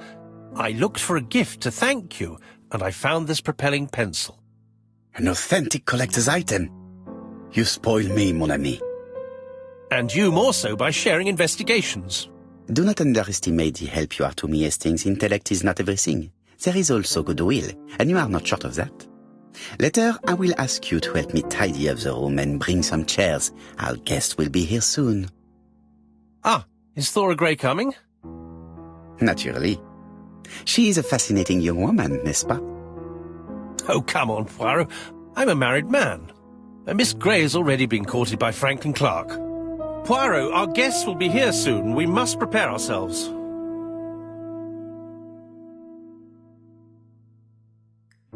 I should take advantage of the silence to examine them.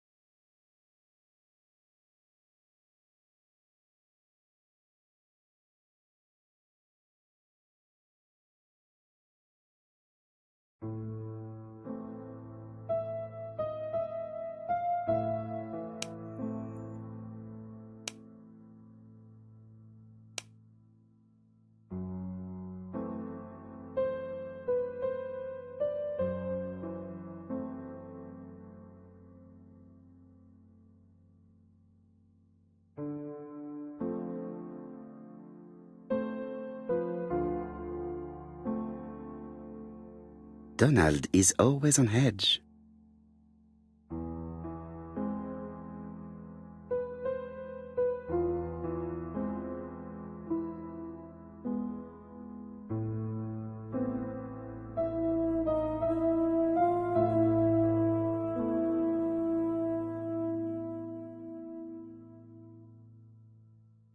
Leave me alone.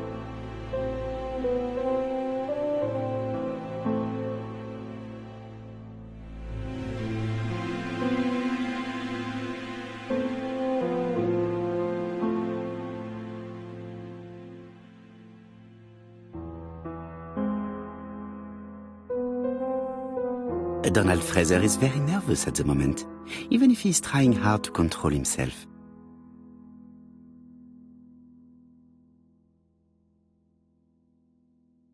She appears to have taken more care with her appearance than the last time.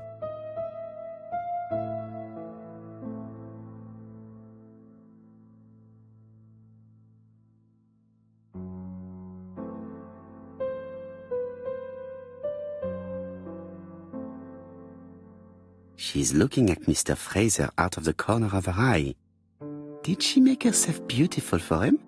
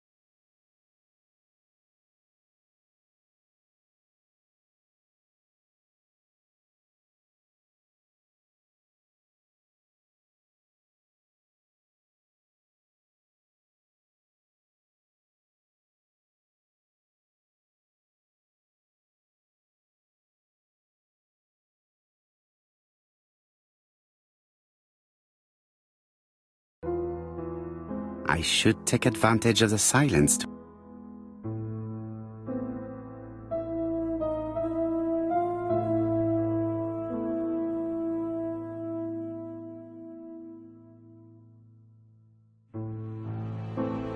Franklin Clark always seems at ease, regardless of where he is. Something that's unique to people who travel.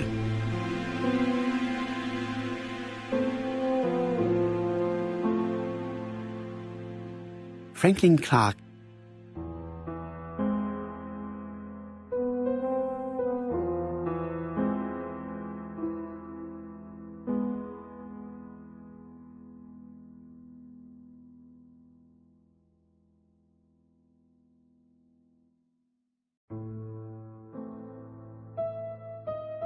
Sometimes I love a brunette, sometimes I love a blonde.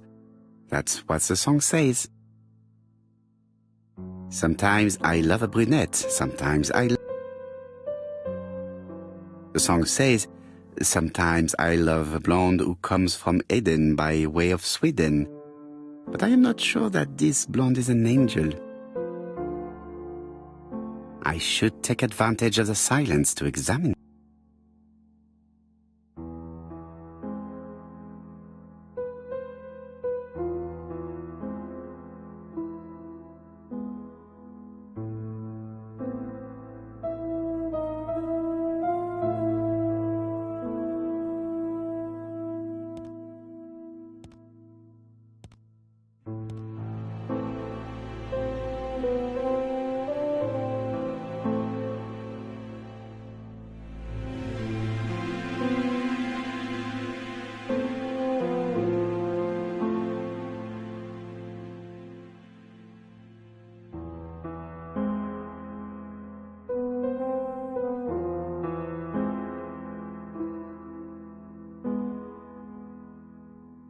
I should take advantage. I should concentrate on the others. I should concentrate on the...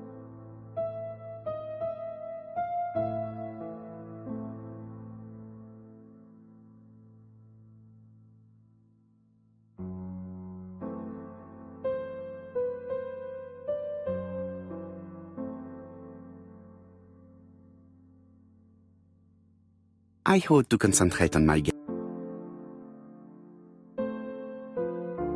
I wish to thank you all for coming. I wanted to bring everyone close to the victims here in order to unmask the murderer. Get to the point, Mr. Poirot. What do you want from us?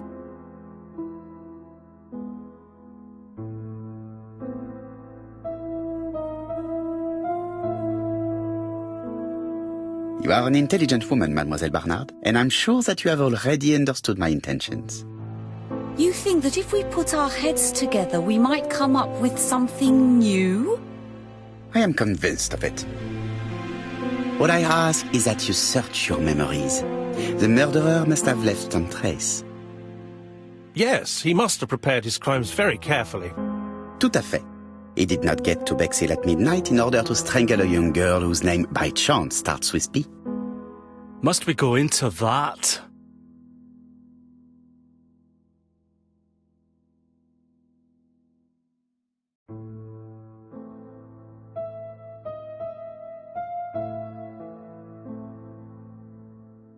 No, of course. Not if it makes you uncomfortable. Come on, Mr. Poirot. I imagine we all feel terribly uncomfortable about these murders. It's true. We've to catch the killer, not be spared the gory details. Mr. Fraser, please get a grip on yourself. Well, I want to help you, but I don't remember anything else. Nothing I haven't already said. And you, Mademoiselle Barnard? Did your sister say if she was seeing another man? She never would have told me.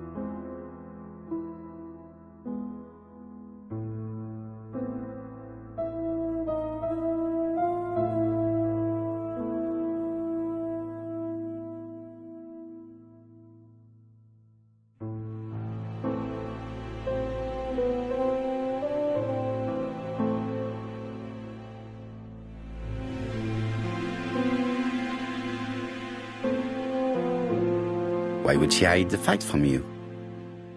Betty knew I didn't approve of her behaviour. Her flirting was spoiling any chance she might have had. Tell me, mademoiselle, what did you talk about with your sister? Silly things. Her new dress. She wanted a pair of black stockings to go with it. Mother bought her a brand new pair. The day it happened, she was crying. And to think that Betty never even wore them. Poor Mummy. Your sister used to sing, I believe. Did she ever perform in public? She dreamt about it, but she had a very bad cough. It troubled her greatly. She had to cancel auditions and miss lots of opportunities. A pity. Yes, she sang well, but that doesn't tell us much about the murderer. Qui sait? In any case, we now have enough information to draw up a relatively precise psychological profile. Let us now try and get our brain cells to work.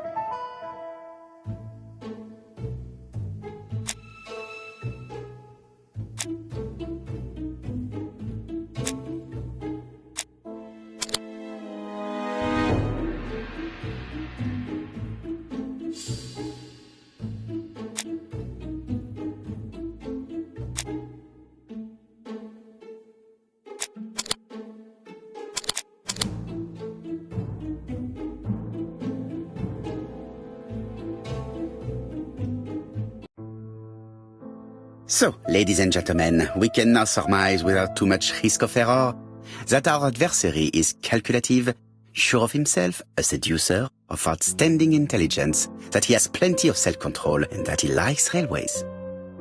It's a good start. Other meetings may be necessary. I hope that you will be able to come back again. Well, it's just that...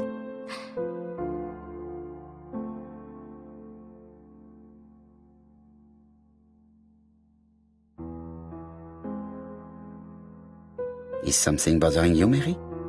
Well, Mr. Poirot, you see, I don't know if I can come to London just like that. It's normal that people helping with this inquiry should be reimbursed. Starting with you, Miss Drower. Please allow me to pay for your train tickets. Oh, sir, I cannot accept. But you must. Mademoiselle, I may not be rich, but my brother left a fortune which will be mine. Mr. Clark, that's very generous of you. Well, someone has to foot the bill. Mr. Poirot, would it be possible for you to come back to Devon? Lady Clark has expressed a wish to see you. We'll adjust her medicine so she'll not be too drowsy. But of course, I shall come the day after tomorrow if it is convenient. Thank you all for coming. We will meet again soon. The meeting was most fruitful. Really? Hastings, I believe now we have everything we need to find a common point between the victims. Now it is time for us to use our grey matter. Let us now try and get our brain cells to work.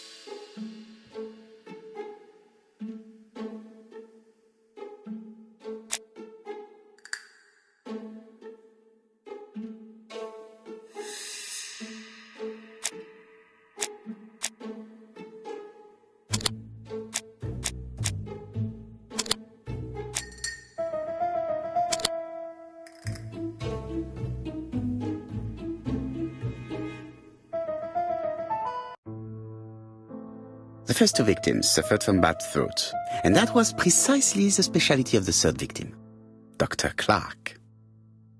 We have a lead. It would pay to take a closer look at the medical records of Dr. Clark's patients. We'll do so during our next visit to Churston. I will do it myself, mon ami. You must remain in London just in case ABC sends us another letter. Very well, as you wish.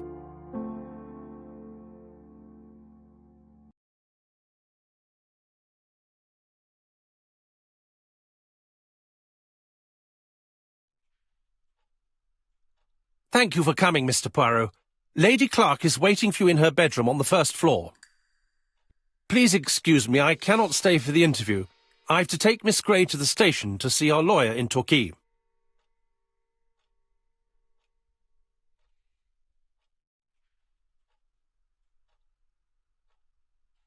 Are you leaving Churston for good?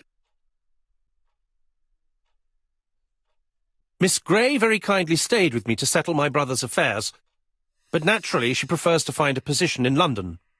Ah, très bien. I'll be absent all morning, Mr. Poirot, but the nurse is coming soon. She's to ensure that the dose of medicine doesn't make our patient drowsy. Thank you, Mr. Clark. Have a nice trip, mademoiselle.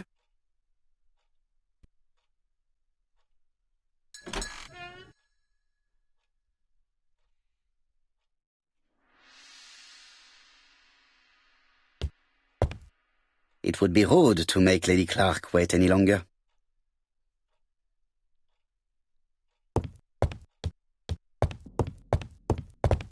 It is now the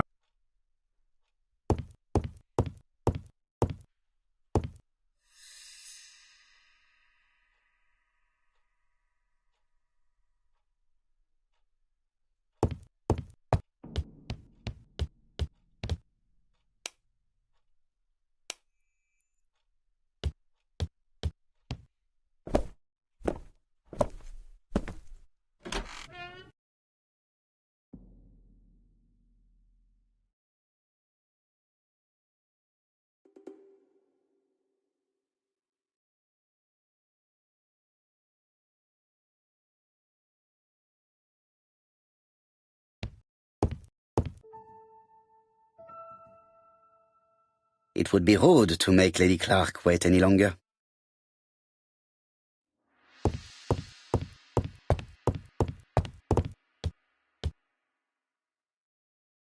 This poor woman is very ill.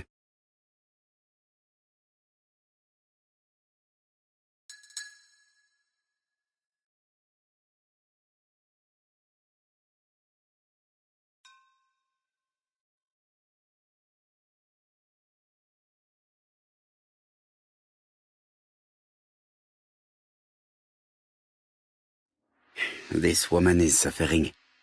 She is in no state to have a conversation.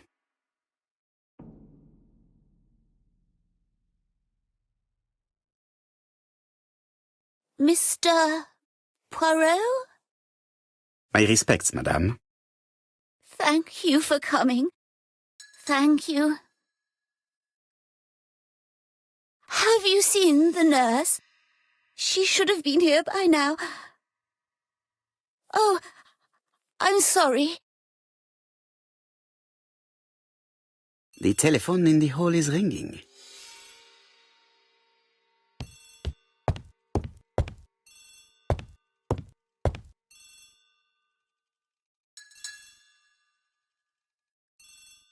It's closed.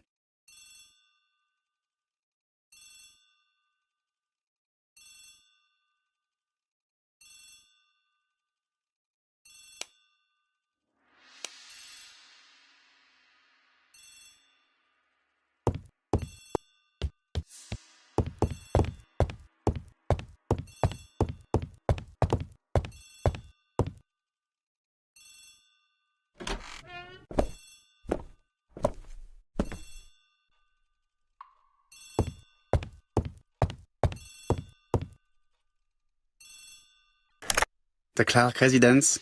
Detective Hercule Poirot speaking. How do you do, Mr. Poirot? I'm Lady Clark's nurse. I wanted to let you know that I won't be able to come for her injection today. Might Miss Gray be able to do it? She has just left, but I will take care of it. Thank you. That's very kind of you. You'll find the skeleton key to open the medicine cabinet hidden in the lion trophy. You can count on me. Au revoir, mademoiselle. Oh, thank you kindly. Goodbye, Mr. Poirot.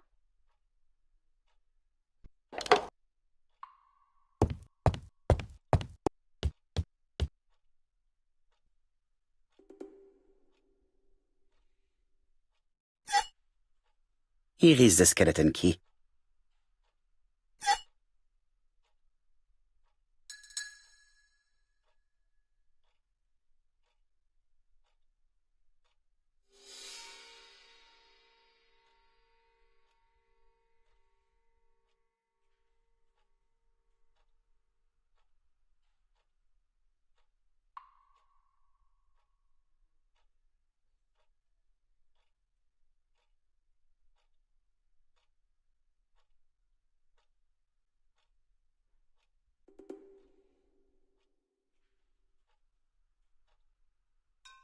April 1925, a shape.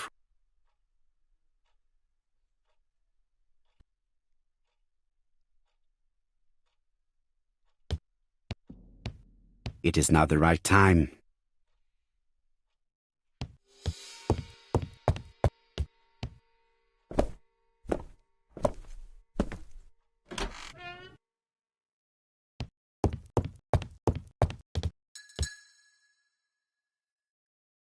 This woman is suffering. She is in no state to have a conversation.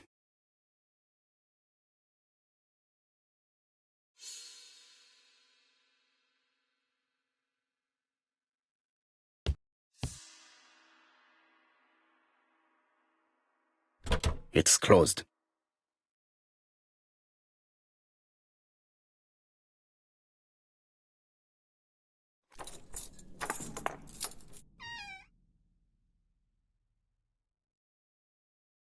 Ah, Mr. Poirot. Ah, I feel better now. Thank you for your help.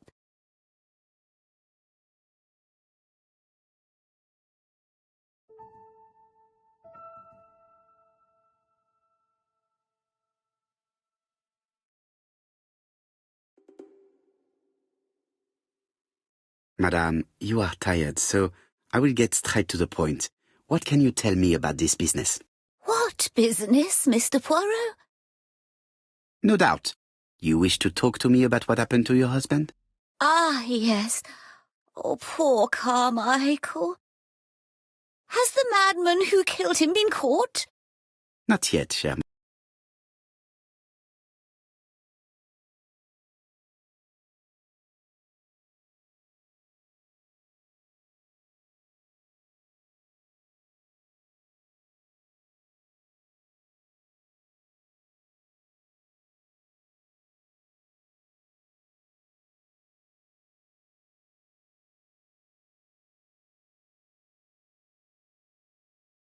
Madame, there was a great many people in Cheston on the day of the murder. Indeed. People go straight to the beach. They don't come near Coomside. So, there were no strangers around the house that day? Who said that? The people who live here. Your brother-in-law, Miss Gray. Miss Gray? Oh, I don't like her. Franklin wanted her to stay, but I insisted she should go, immediately. You are entitled to do so, naturally. I'm pleased that you approve. The others have been taken in by her. But at least you can see through that self-pity act. See what she's up to. Oh.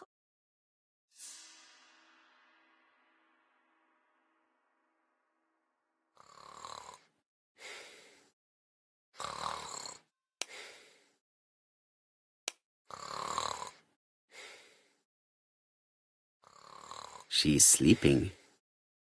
I must find a way to wake her up gently.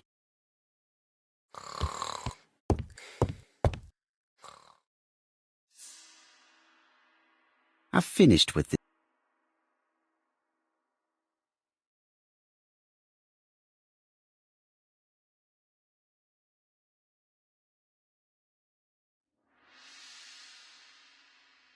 This subject will probably be useful to me.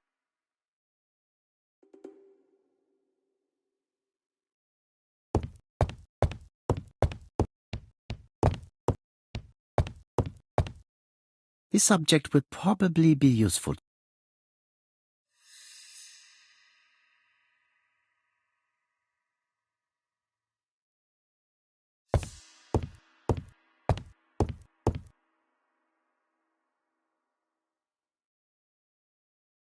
This subject would probably...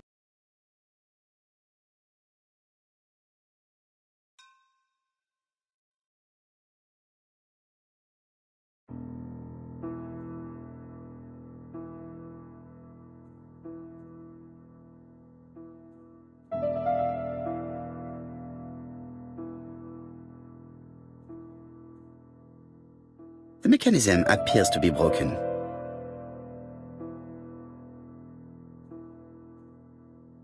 The mechanism appears to be broken.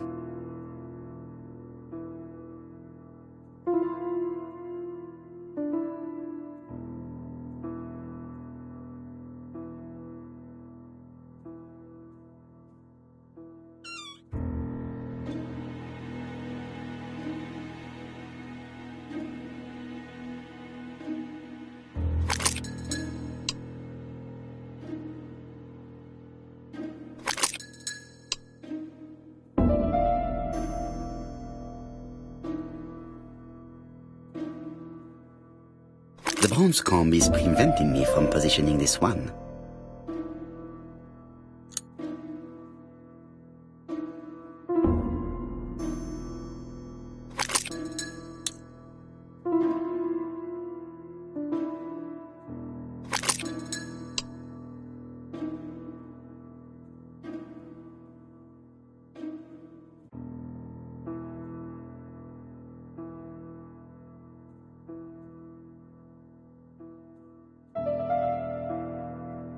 This spring appears to be broken. This part appears to be working. The mechanism appears to be broken.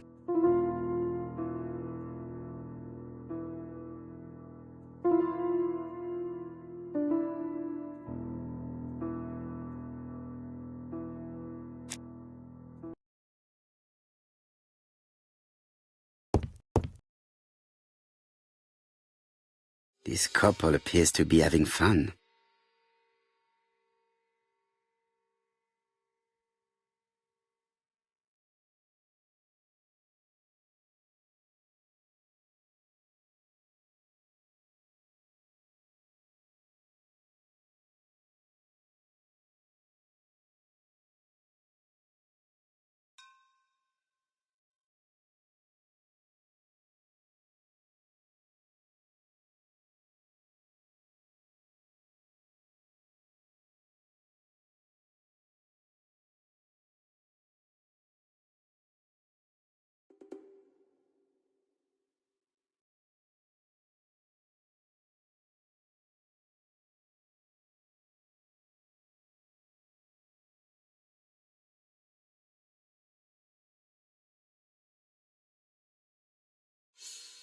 Lady Clark and Sir Carmichael were very happy, but they did not have any children.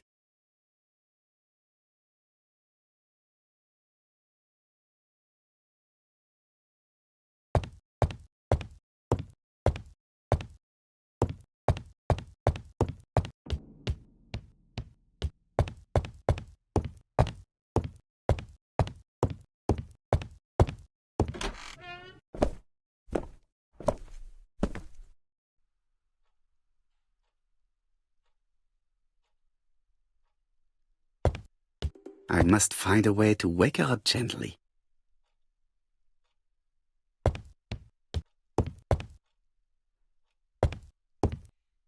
It is not the right time.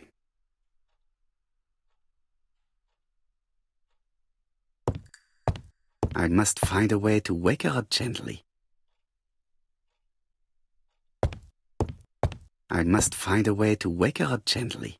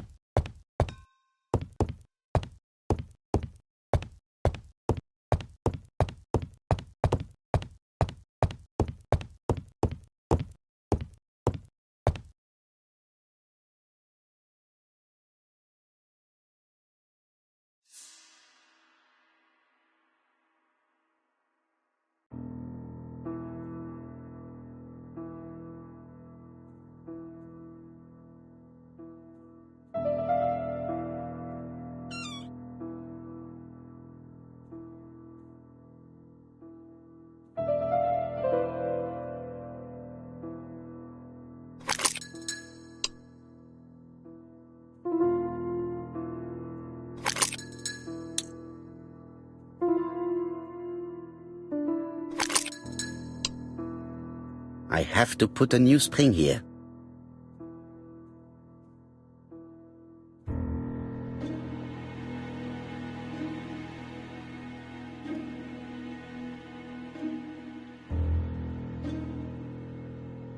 The mechanism appears to be broken. This part appears to be working. I have to put a new spring here.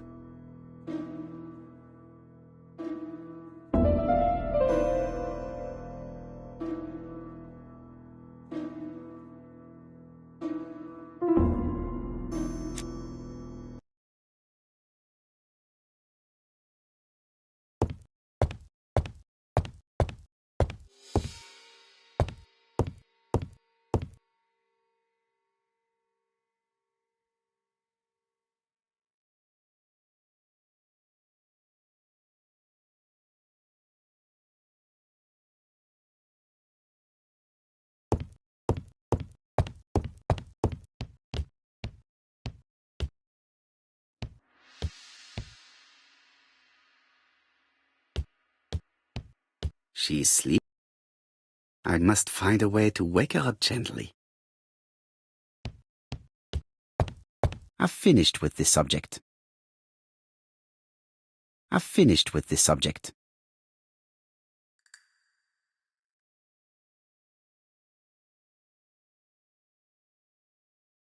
This skeleton key would be very useful for opening the locks I have not yet been able to open.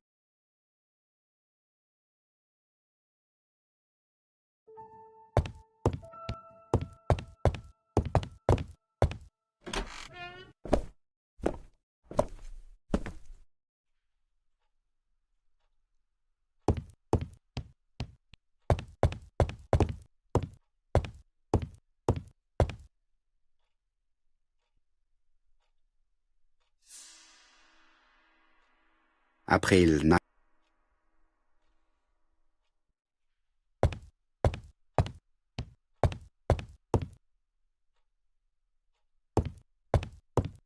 It is now the right time.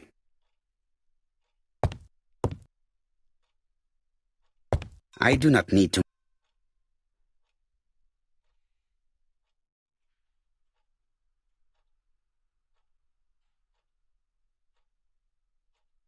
I must find a way to wake her up gently.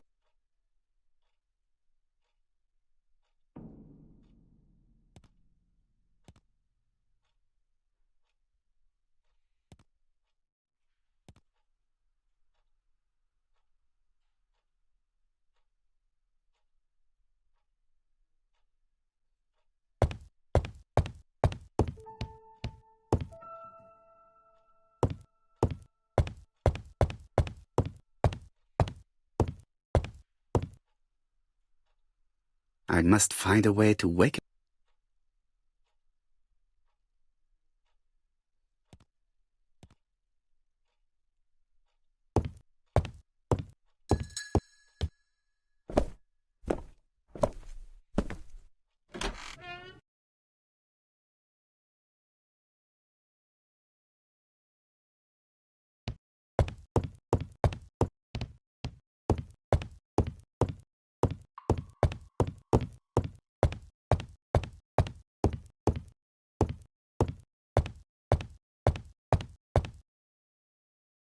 Lady Clark and Sir Carmichael were very happy, but they did not have any children.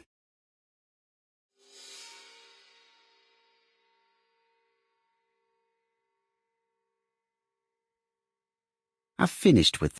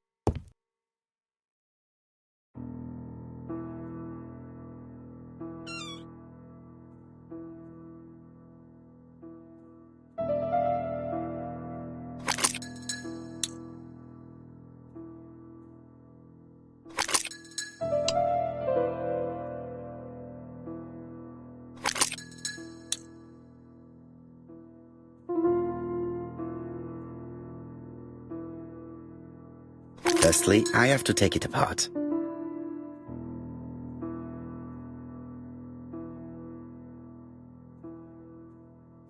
This spring appears to be broken.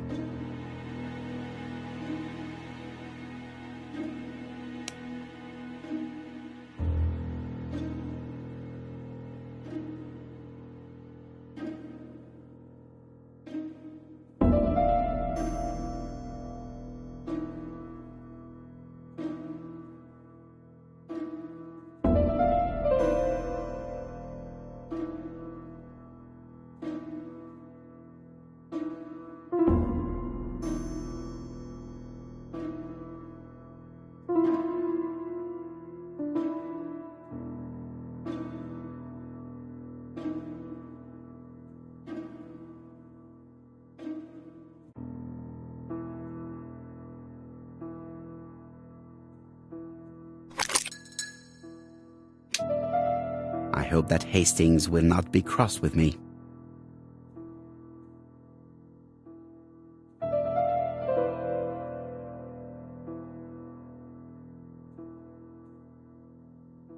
This part appears to be working.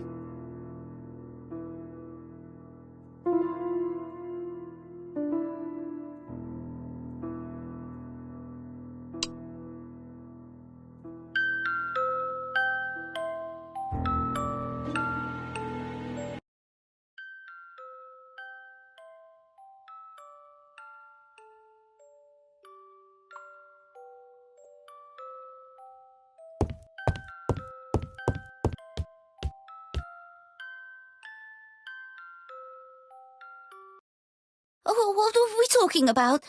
Ah, yes, Thora Grey.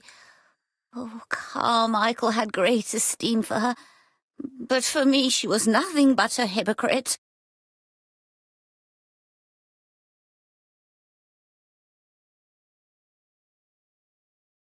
You're probably right, madame. You have seen through her. I'm so pleased that I've convinced you.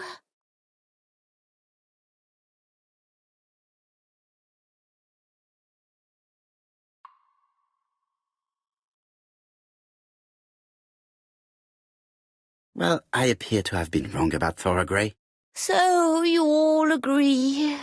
How nice it is to be all of the same mind.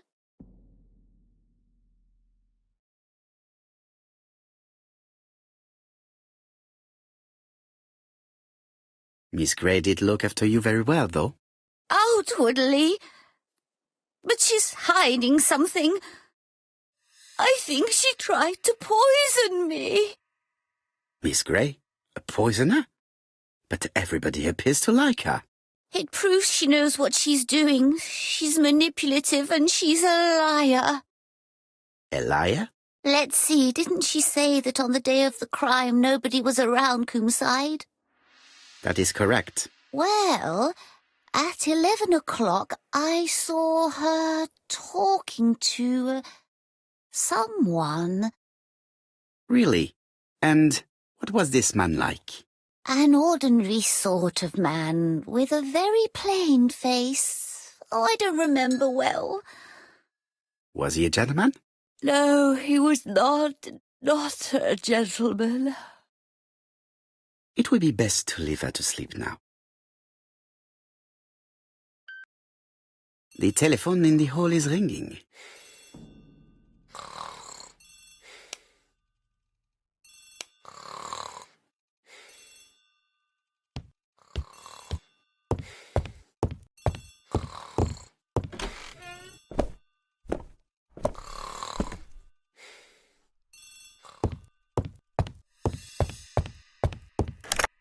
Hello? Poirot, is that you? Hastings here. Thank you for calling. Have you received a new letter from the murderer? No, thank goodness. How are things in Churston? I questioned Lady Clark, but I will not leave until I have examined everything of interest to me here. Fortunately, Franklin is absent, and I have a skeleton key. Have you seen Thora Grey again? Briefly. But rest assured, I intend to summon her to London soon. She's a fascinating girl. But secretive. I would like to ask her a few questions. Poirot, she wouldn't hurt a fly. Each to his own, my friend. Yours are pretty orphans, mine old ladies that have the maladies. Poirot, are you mocking me? No ill intended, rest assured. À bientôt, mon ami.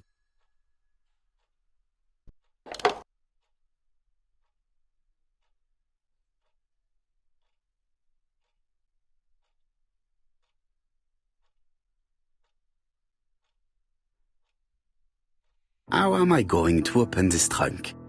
Let us examine it.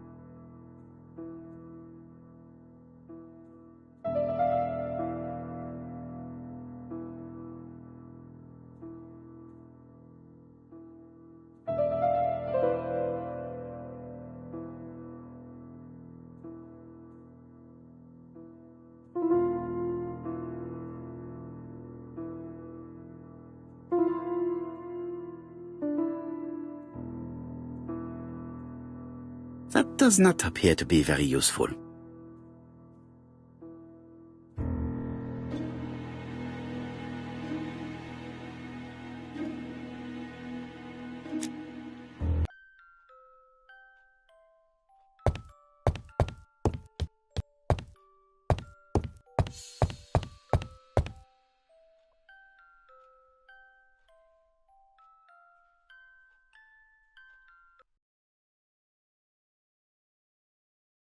Miss Thorogray, Comside, Chuston, Devon.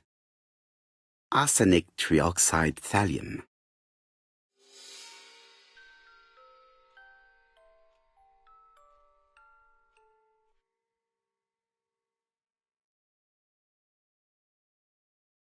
The Black Dragon's Curse. To Franklin, who will never grow up.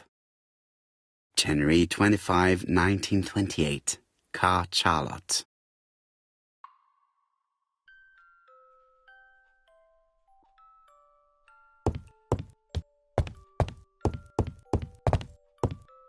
How am I going to open this trunk? Let us examine it.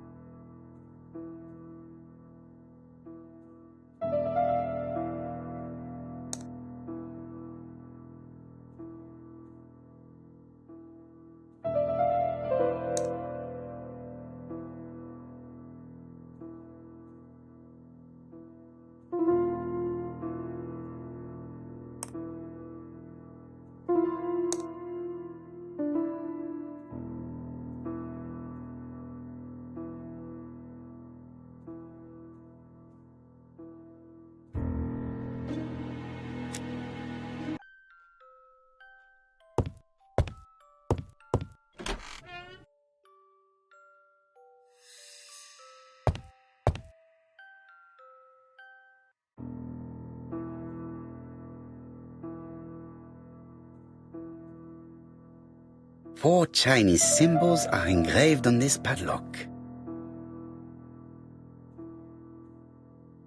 It's only a hinge. Nothing interesting. Well, the characters engraved on this disc resemble those engraved on the padlock. Like this character appears to be the right way round.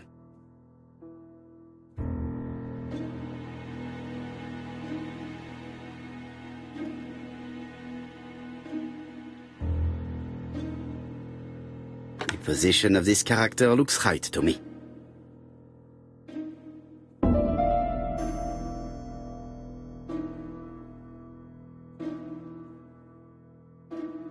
Like this character appears to be the right way round.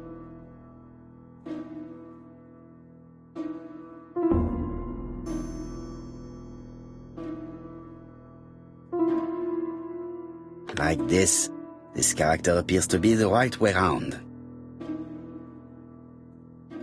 Very good. All the circles are facing the right way. What are they showing me?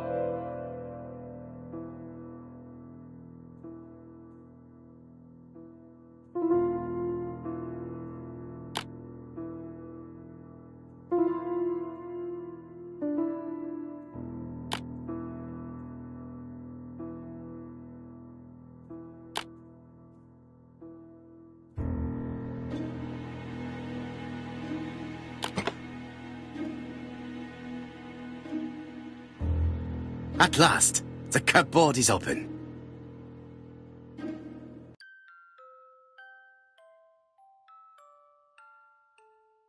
Helmet, flask, and rifles.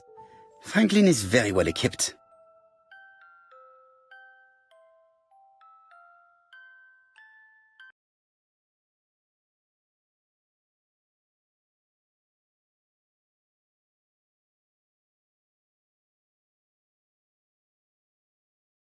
Genteel and wild.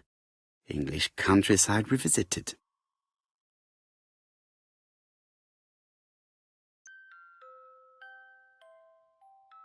The Railway Children, E. Nesbit.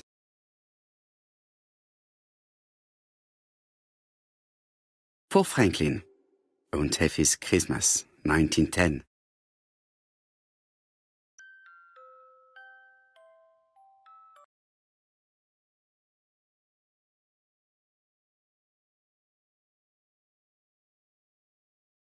Traveling in China, a practical guide for English travelers.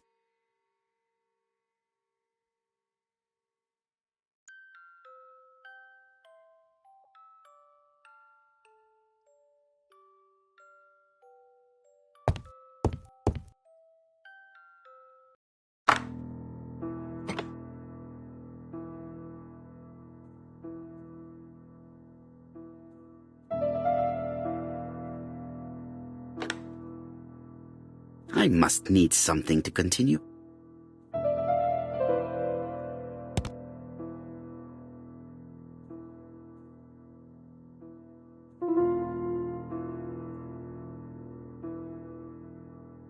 This plate appears to be able to move, but something is blocking it.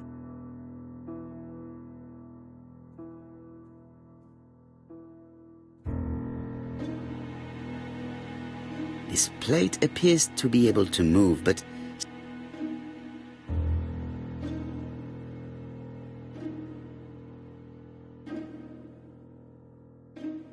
this plate appears to be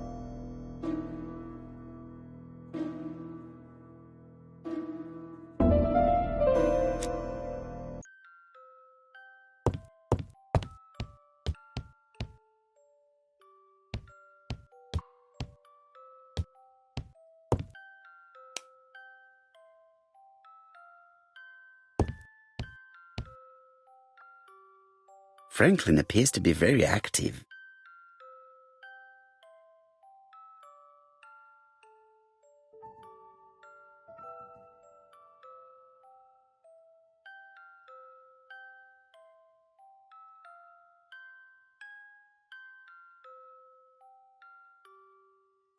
Franklin Clark appears to be a typical British gentleman, a good sportsman, a hunter, a traveler.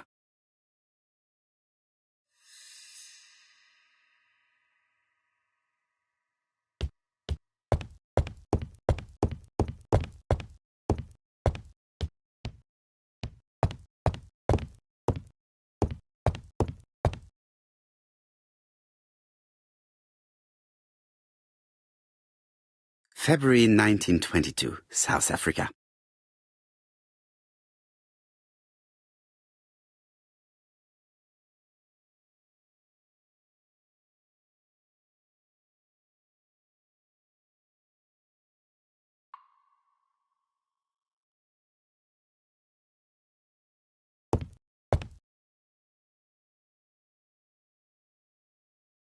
February 1922, South Africa.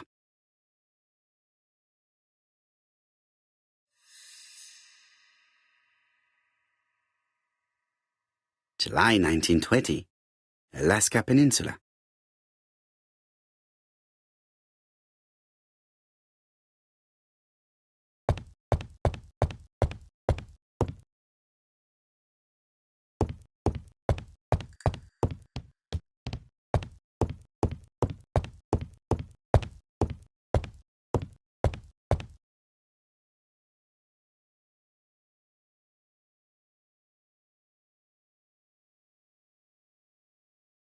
Genteel and wild. English countryside revisited.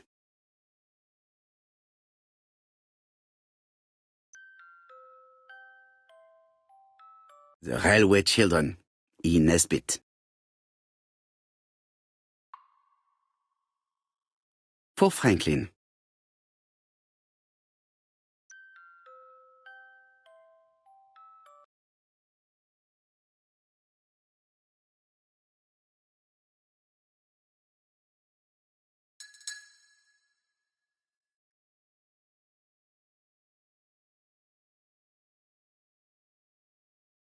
Traveling in China, a practical guide for English.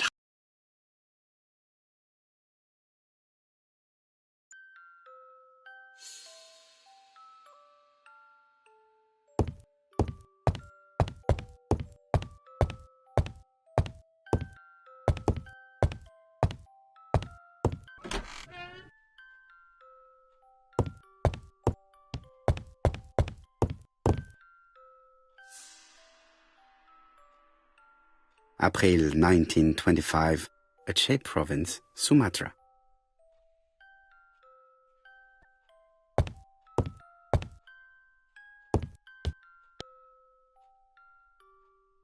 How am I going to open this trunk?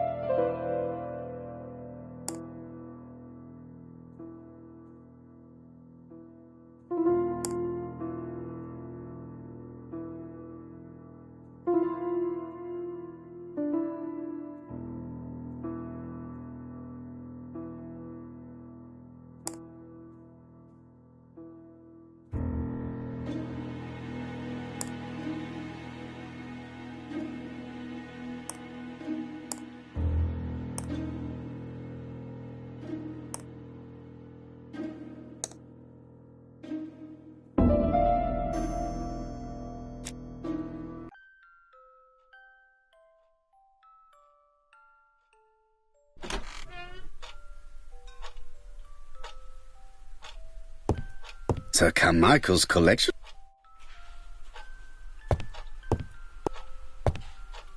The door is locked.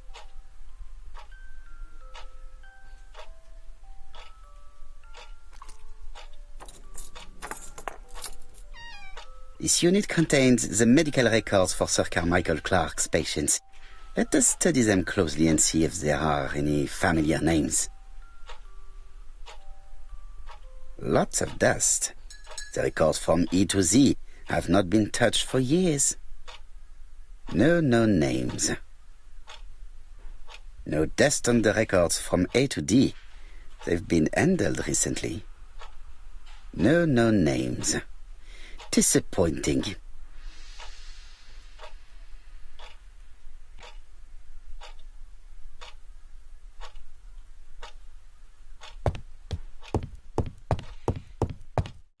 Order and method above all. Let us finish examining the man. I see some papers that were not there the first time I visited.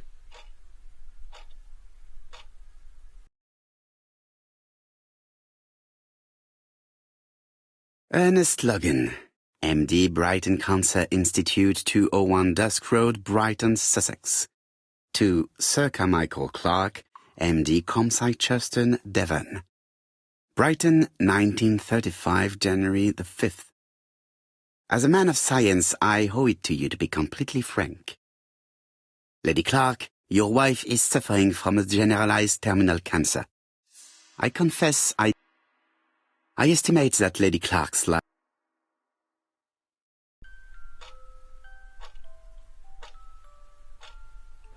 Valuers report property. Building land located in Comside, Churston client, Sir Carmichael Clark, April 15, 1935, Court and Brunskill office.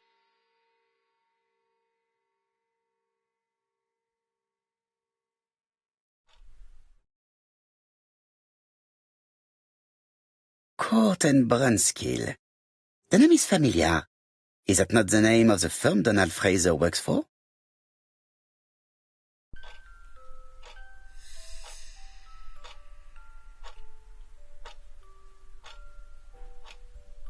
These daggers are only ceremonial weapons.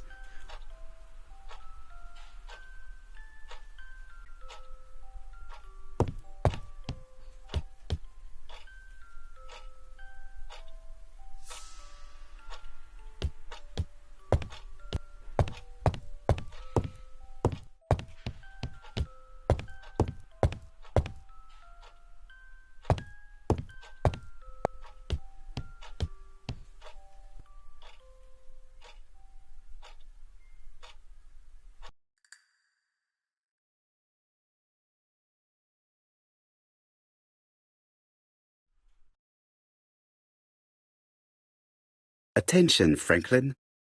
Task list. A. Ordering Lady Clark remedies. Done. B. Tidying up real estate property files. Done. C. Calling the lawyer about inventory. Done. D. Update the tenant-farmer list. Done.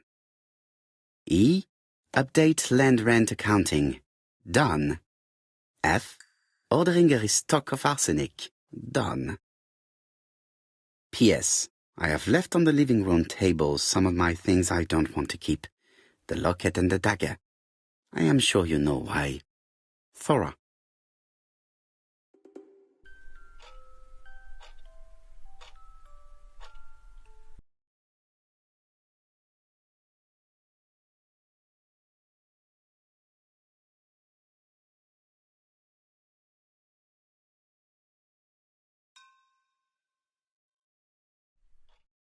A dark dragon for a bright-haired maid. C.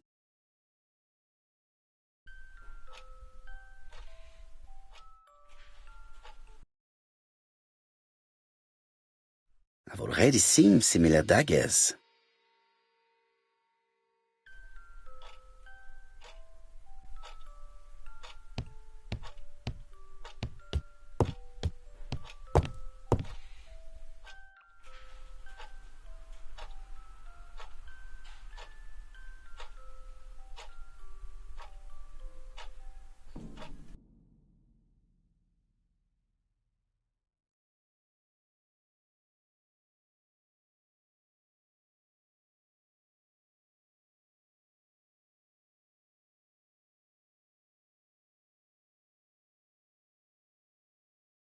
Compass, point to the south.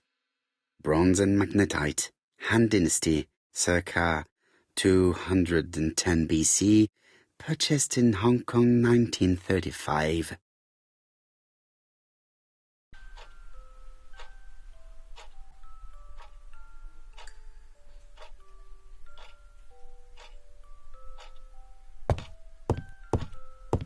There are some very valuable objects here.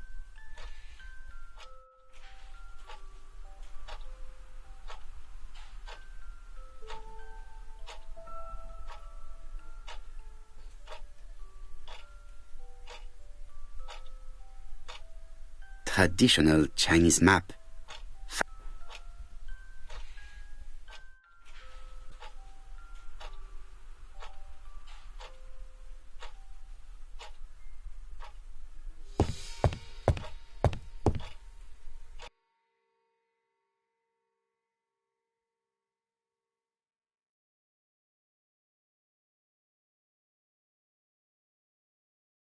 Comside's private collection, purchases since 1920.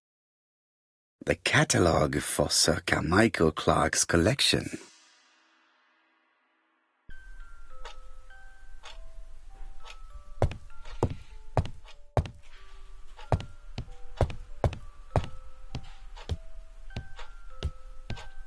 Sir Carmichael's collection could rival that of a major museum.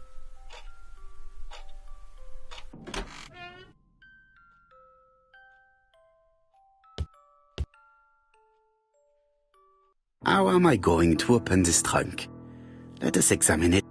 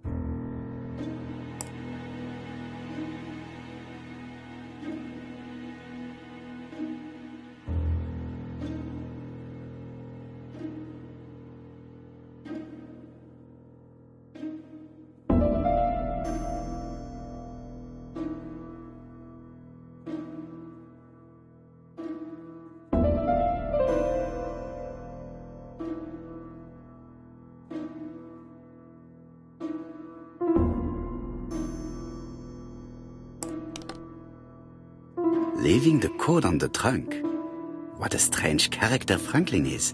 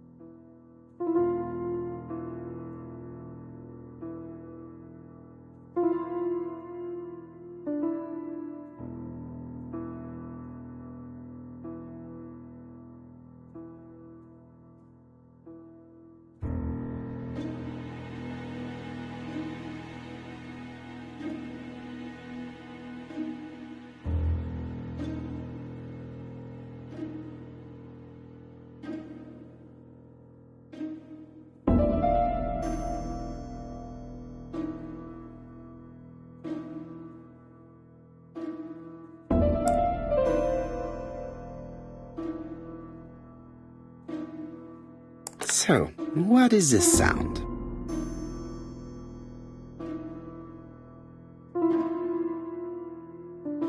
I should be able to open the trunk now.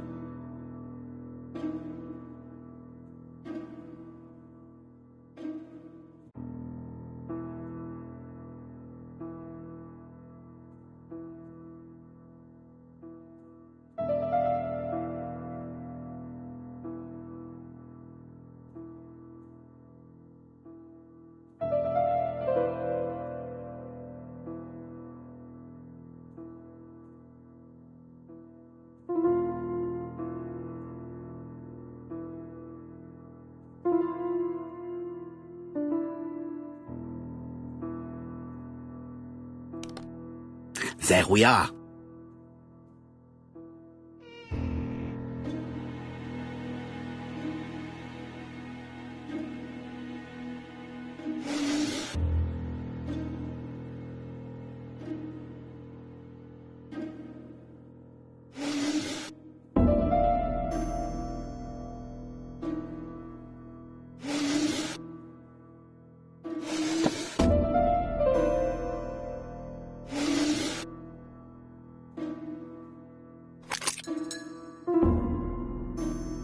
Why has Franklin put an Allen key inside his trunk? I'll borrow it for a minute.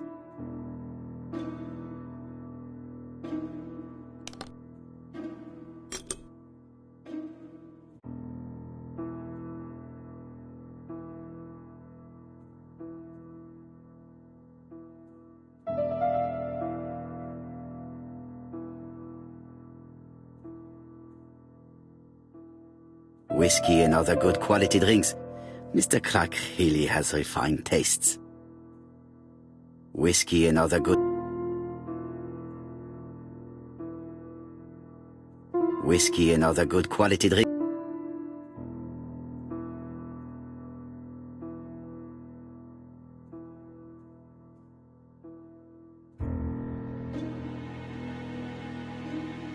A pile of books, including one about dragons. Nothing interesting. A pile of books.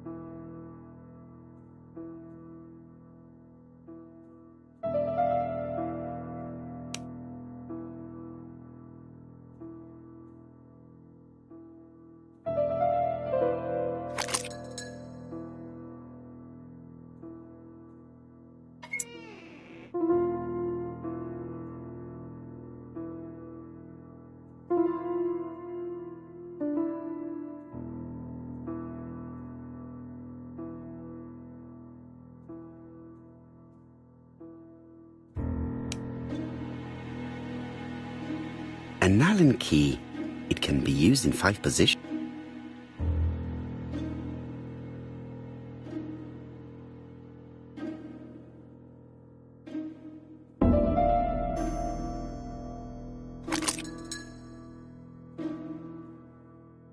Another screw.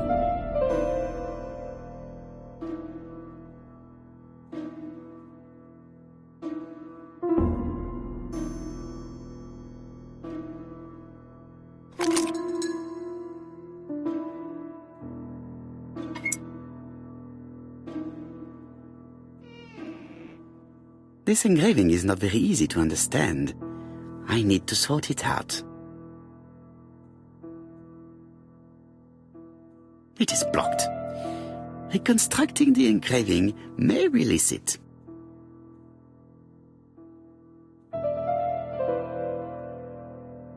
It is blocked.